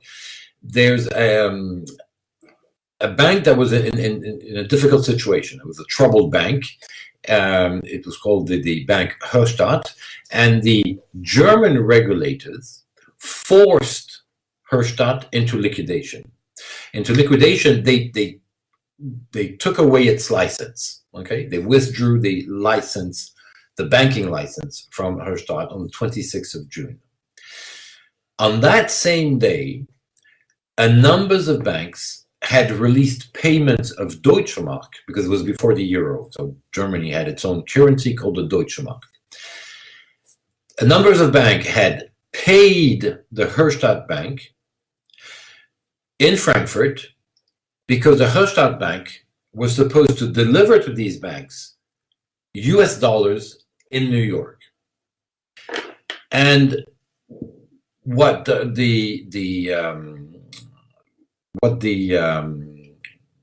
Herstatt Bank had done is that it had not, because of the difference, it did not actually fulfill its obligation to deliver US dollars. Because of the time zone difference, its operation ceased on the 26th of June, 1974. And by the time that the banks should have received their counterpart in US dollars, so the payment, the US dollar payment, Herstatt wasn't in operations anymore. Okay, and so they suffered a full loss in that case. And so what is the Herstatt risk? The Herstatt risk is a settlement risk. Okay, it's a risk that your counterparty does not deliver what it owes you: a security, interest, a bond, cash, whatever. Although the security was traded after the other counterparty had already delivered the cash value. Okay, so it's the disconnection between the two performance, the one who has to pay, the one who has to deliver, and the fact that these two performance are separated in time. If I pay before you transfer to me what I've paid you for, and you're out of operations before, I only have my eyes to cry, and I have nothing. Okay, and so that is why the Herstatt risk was a real problem for bank regulators at that time, simply because monitoring a bank was efficient only nationally, not internationally. Why? Because you didn't have all there are two things that were missing at that time: cooperation, in greater cooperation between national banking agencies or supervisory agencies, and too few or not efficient enough real-time technology to exchange and information, to have a flow of information. That is what will change after, and the real-time gross settlement systems, the automated systems, will be able to limit that risk. Now, it doesn't mean that all risk disappeared. The Drexel Burnham Lambert case in 1990, the failure of the Barings Trading Company in 1995 is definitely a situation where the risk was not mastered. But the reason why it was not mastered did not just result as a consequence of these time zone difference. It also, in both of these cases, the failure is also a consequence of misbehavior. Okay, including of criminal misbehavior, tampering with account, hiding the positions, and things like that, which was not the case in the Bankhaus Herstatt failure. There was no fraudulent action. It was just a consequence of the risk linked to the time zone.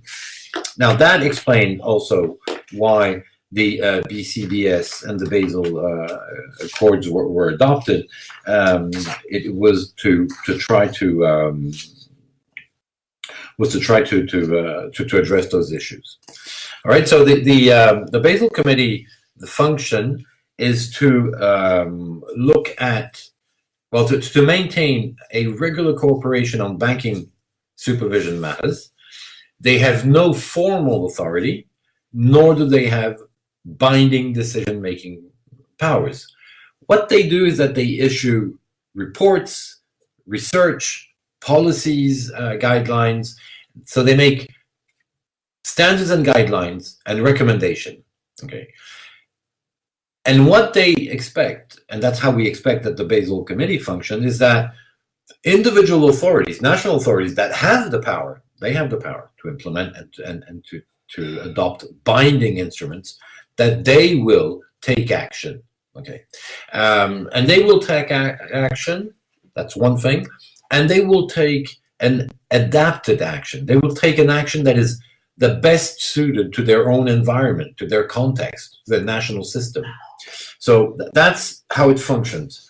So this is a good example of how these, at the international level, you see, you have these organizations that are not state organizations, that are not international organizations like the United Nations and things like that, but do have a lot of influence on how rules and regulation are adopted in the financial sector. Why? Because the general objective of the BCBS obviously is about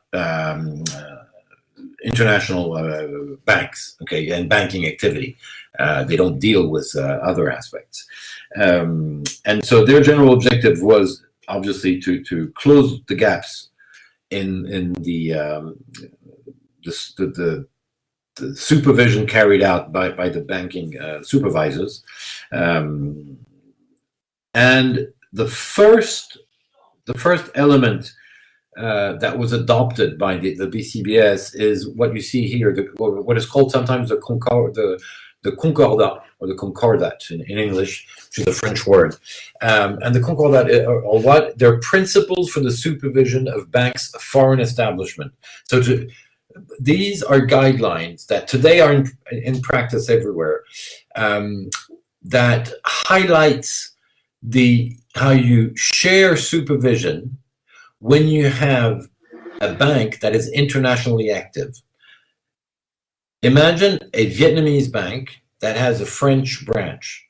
It means that the Vietnamese authorities and the French authorities that supervise for the Vietnamese authority, the Vietnamese bank, for the French authority, the French banks, they have here clear guidelines on how you organize that supervision, how you collaborate, you cooperate between institutions, and which of the institutions should do what. And coming back to the example of the Vietnamese subsidiary, the Vietnamese bank subsidiary in France, the French authority have the obligation to supervise some of the local activities and to report to the Vietnamese authority. And the Vietnamese authority also will know exactly what type of information it has to give or to ask to the French authority in order to carry out its supervision. So that's what they did. So the step taken here, the Concordat that was adopted in 1983, was an important change, and it is a very good illustration of how, at the international level, we try to address those issues. But you see, it's different. We do it differently than with national legal system. And the Concordat was modernized in 1992, and it is now called the minimum standards for the supervision of banks' foreign establishment. Maybe one element of I would say precision, it's that if initially the Basel Committee on Banking Supervision focuses only on internationally active banks, in today's world, it is quite difficult to identify banks that are only active locally and those that are active only internationally. The reality is that it's very fuzzy. Okay, the separation is very fuzzy, and so most, if not all,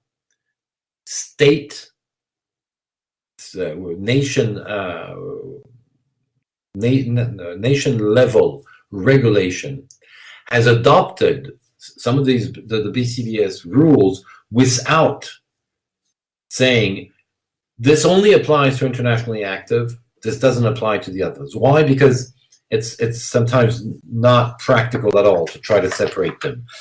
And so although initially, the BCBS only focuses on internationally active firms. The consequences of the norms, of the guidelines that they come up with, actually impact all of the industry, regardless of whether or not the bank is internationally active.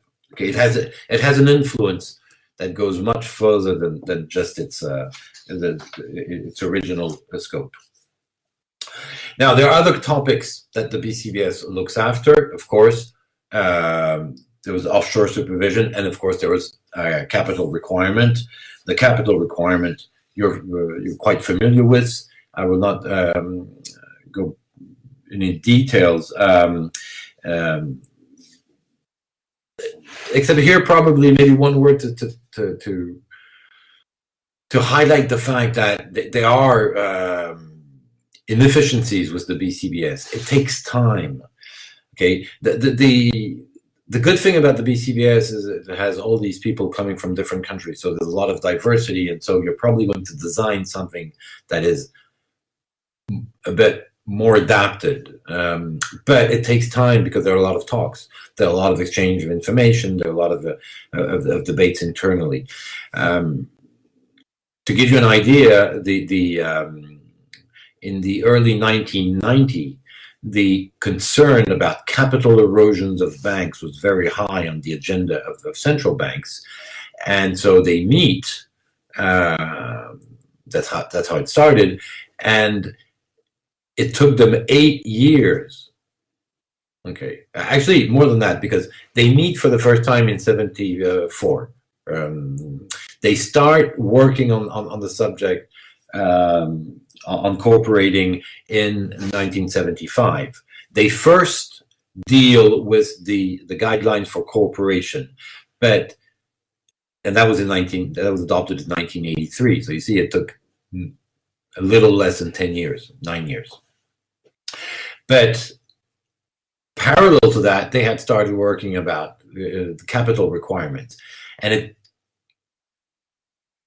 took him more than 10 years, because it's only in 1988 that they actually approved what was called the Basel Capital Accord, or the 1988 Accord, or the Basel I. More commonly today, Basel I. And then Basel II, that was in 2004, and it was not even implemented in 2007. Okay, so it takes a long time. Basel III went much faster, but Basel III is not a new agreement. Basel III is just an improvement of Basel II on the aspects highlighted by the financial crisis of 2008. But so that's probably the less efficient aspect of the BCBS, but we know that the Basel agreements, are the major source that organizes and design banking and financial services regulation in today's world. So you see that these movements are quite complex. To finish off, and I see that time is really moving forward, so maybe we won't start S6 tonight because it's getting late for you. But just to finish off, so that's the BCBS. We'll talk again about the BCBS when we'll be looking at compliance, corporate governance, because some of the documents produced, the guidelines produced by the BCS, are about compliance and corporate governance in financial institutions. So all this falls in and fits in together at one point. Just to finish off on these norm designers, it can get even more complex. We have also to add the role played by what we will call sectorial associations and industry lobby groups or lobbyists. Here, the phenomenon I want to talk about is what we often call in international law private functional regulator, and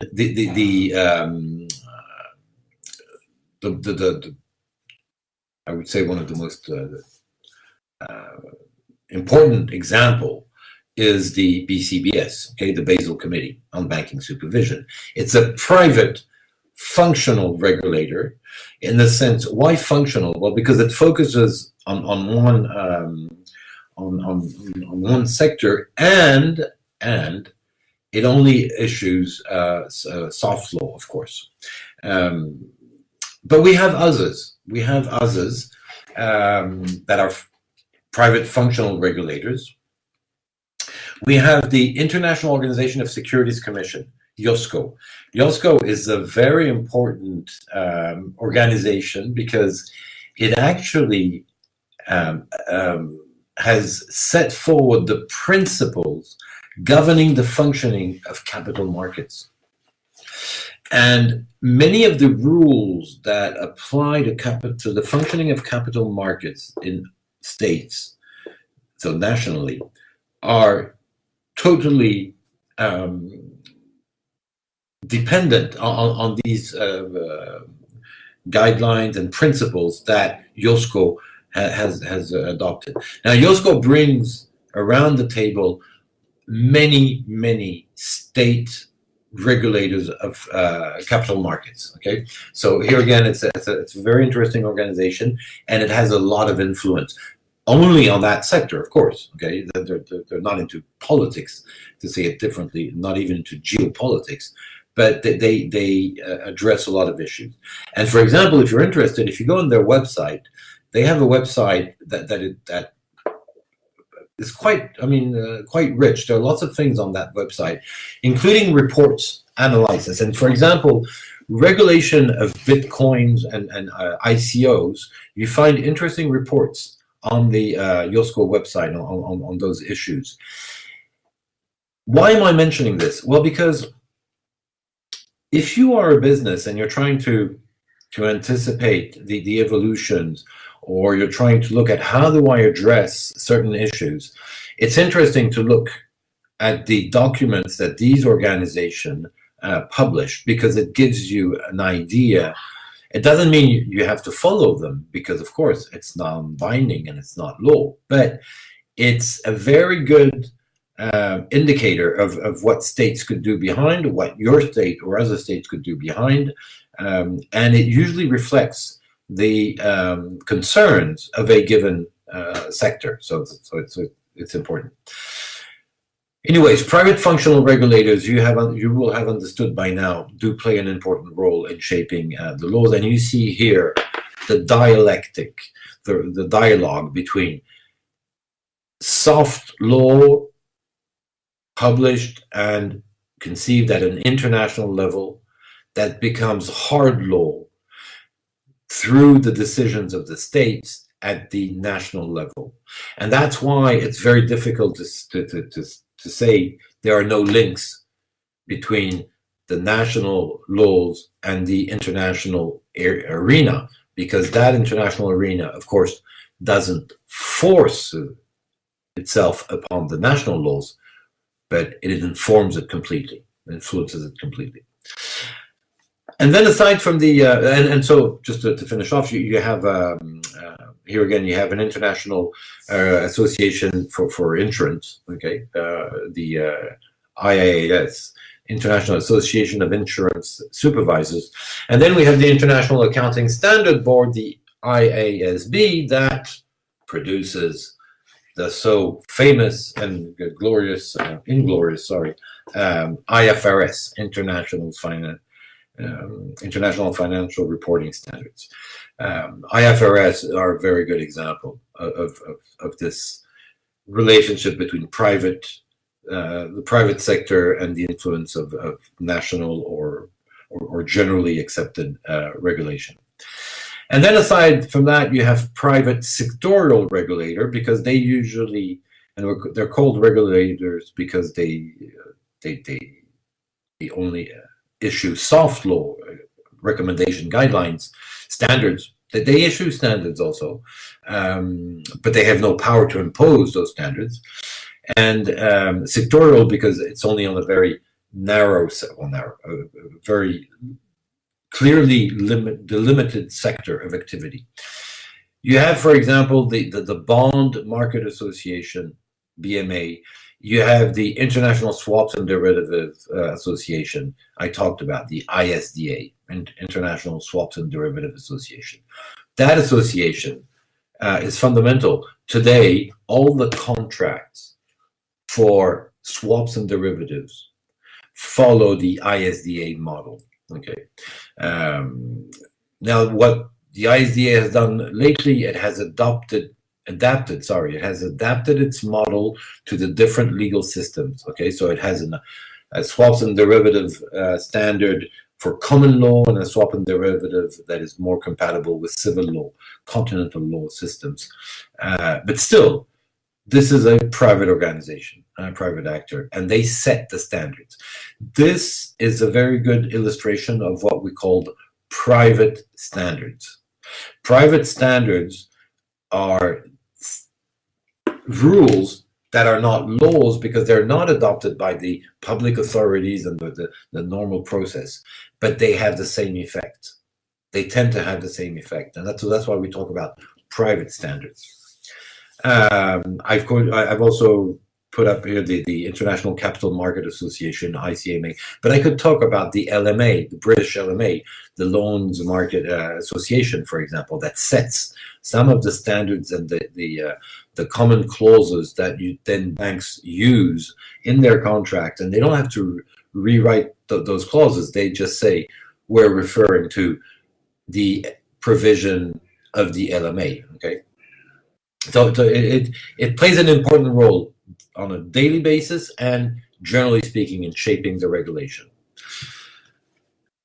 And so the reason, this box here, the reason why we talk about private sectoral regulators is that these are often also called trade associations because they're groups of people from the same trade. That's why they have this lobby flavor. And we also sometimes call them self-regulatory organization. Why? Because they issue standards, they issue guidelines, but nobody gave them the power to do that. They just decided to do it. Okay, so that's always a self-regulatory organization. All right, and so this brings us to the last aspect, but I'll be very quick on that because we're familiar with that already. It's at the national level. Who designs norm? Who are the rule makers at the national level? Well, it's your legislator. So, for example, the Vietnamese parliament. It is the administrative authority. So here I would add the executive. Why? Because in Vietnam, as in France, the executive has the power and the competencies to adopt rules, except these rules are inferior in hierarchy from the ones adopted by the legislator. But still, administrative authorities, they produce a lot of norms all the time, and then so they shape the rules nationally.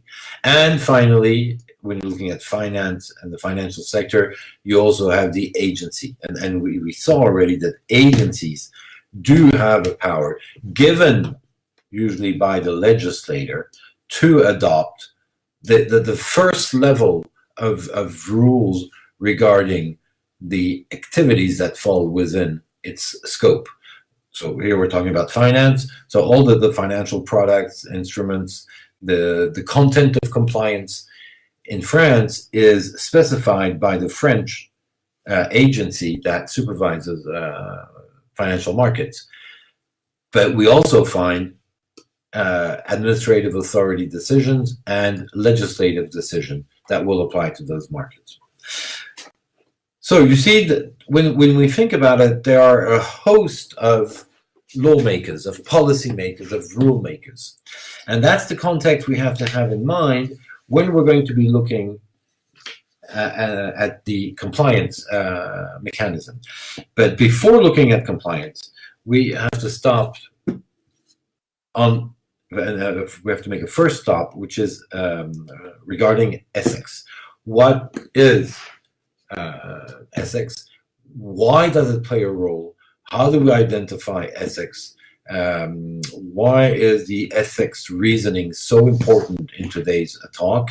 But this is a huge subject, and we'll start that tomorrow because it's too late now, because just have 15 minutes left, more or less, and I'm sure you are tired. I am tiring, so I think that's a good reason to stop before I start saying anything. Can you name? Sorry, I didn't see there was something in the chat.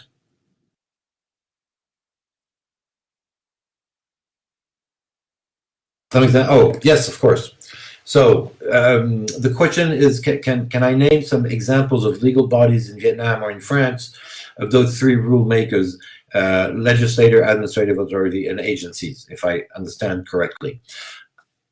I will name them in France because I'm not sure, or I could find them in Vietnam, but I wouldn't pronounce them well anyways. So legislator in France, it is the, wait, I'll write it differently because there.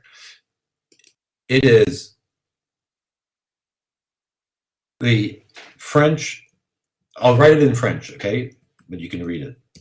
The Parlement, the Parliament, and the French Parliament is composed of what we call Assemblée Nationale, which is the National Assembly, plus the Sénat, the Senate, okay?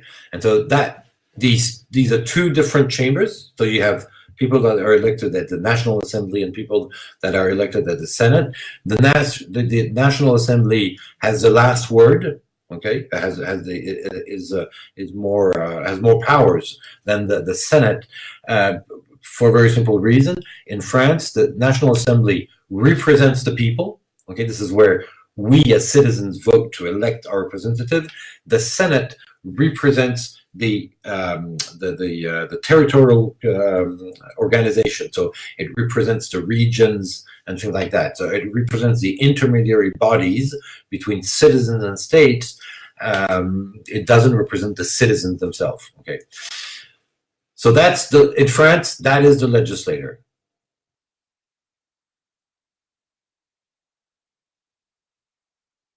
No.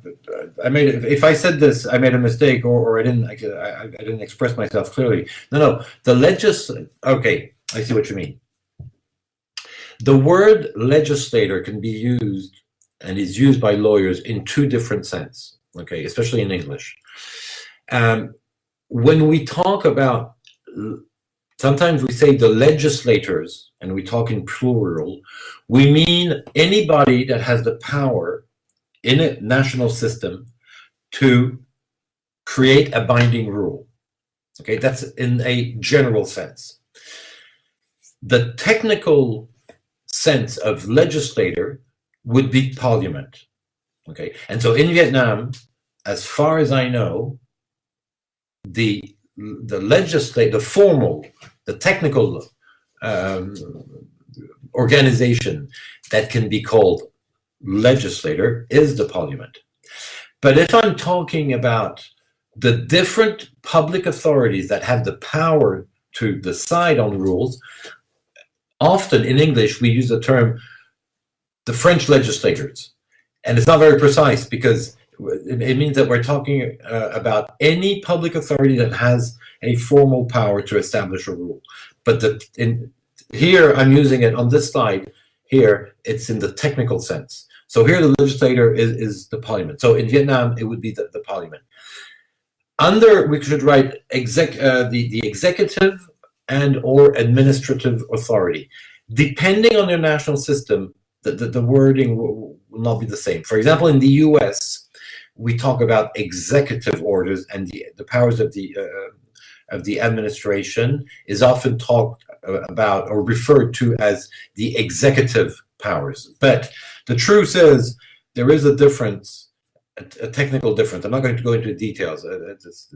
It's irrelevant here, but there is a technical difference between the administrative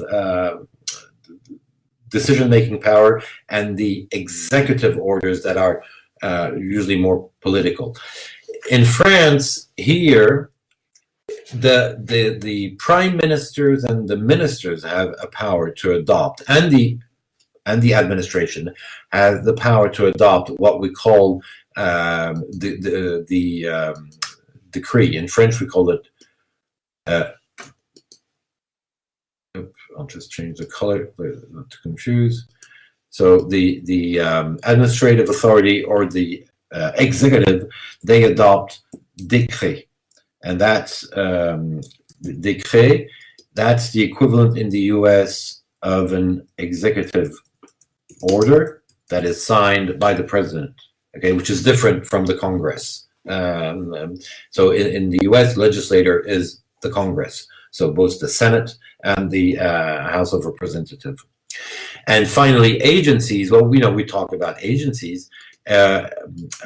Agencies will be, for example, in France, the AMF, Autorité des marchés financiers, the CNIL, so the CNIL, which is the commission, the National Commission for Freedom and Data, to say simply. It is the authority that supervises the use of data by private actors and public actors, that make sure that the data privacy is protected. Then we have the competition authority. Okay, that's an agency, and they have the power. They have the power to set rules. Of course, they have limited powers. The legislator has, of course, he has the largest scope of powers. Okay, the executive level and administrative level, they have a very large power, but subordinate under the guideline set by the legislator. And the agencies, of course, they can only create rules in the precise field that they are in charge of. Okay, so the AMF, the French Financial Markets Authority, cannot take a rule that would be, for example, exclusive on banks. Okay, that would be for another agency, which in France is called the Comité de la Législation Fiscale, which would be the in English we would call it the not fiscal, sorry, bancaire, for banks. So it would be the Banking Legislative Committee. Okay, so my point here, without going into detail, and that changes, of course, in every state. What you have to understand is that at the national level, you have clearly allocated powers to decide on rulemaking, but you do have a competition, or well, no, forget the term competition because they're not in direct competition. You do have a number of sources of rules. That's what I want you to be well aware of. And so let's finish off today on this last observation. I am a private business. I'm a business, and I'm in finance. So I know that my activity, and it would be true in pharmaceuticals also, in other sectors, but I'm in finance. I know that my activity is heavily regulated. I know that my organization as a bank or as an investment service is also regulated. I have to meet standards. I have to have compliance processes and all that. You see, after what we've seen, that if I'm trying to identify the rules, obviously I first look at the national level, because those are the mandatory rules. But I also see that these rules cannot be understood completely in isolation from what's happening at the international level. And maybe some of my compliance process will not find any answer in the national regulation, but I'll have to look only at these international best practices and guidelines. So that's my point in really taking time for you to understand how all this the system functions, why there's some kind of complexity, and why that complexity will not go away, because we will not have a single world regulator and world legislator any near, like in time, anytime soon. I mean, not in 20 years, not in 50 years, probably not even in 100 years. Okay, so complexity will stay. All right. Okay, so we've reached the end. It's getting late for you, I assume. And so tomorrow we'll start again on SX. I'll send you the following PowerPoints as a PDF. Do not hesitate if you have questions. Okay, and if you think, also, I'm not sure I specified that earlier. If after a session, the next day or the day after, suddenly you have questions, do not hesitate to ask them, even if we've moved on to something else. Of course, the idea is to make sure that you do not stay with your question. We find some answers, if I can answer. Sometimes it's just reasoning. Okay, so tomorrow we'll start on Essex. Bank, business Essex, business Essex, finance, Essex and finance. Have a very good night, and see you tomorrow.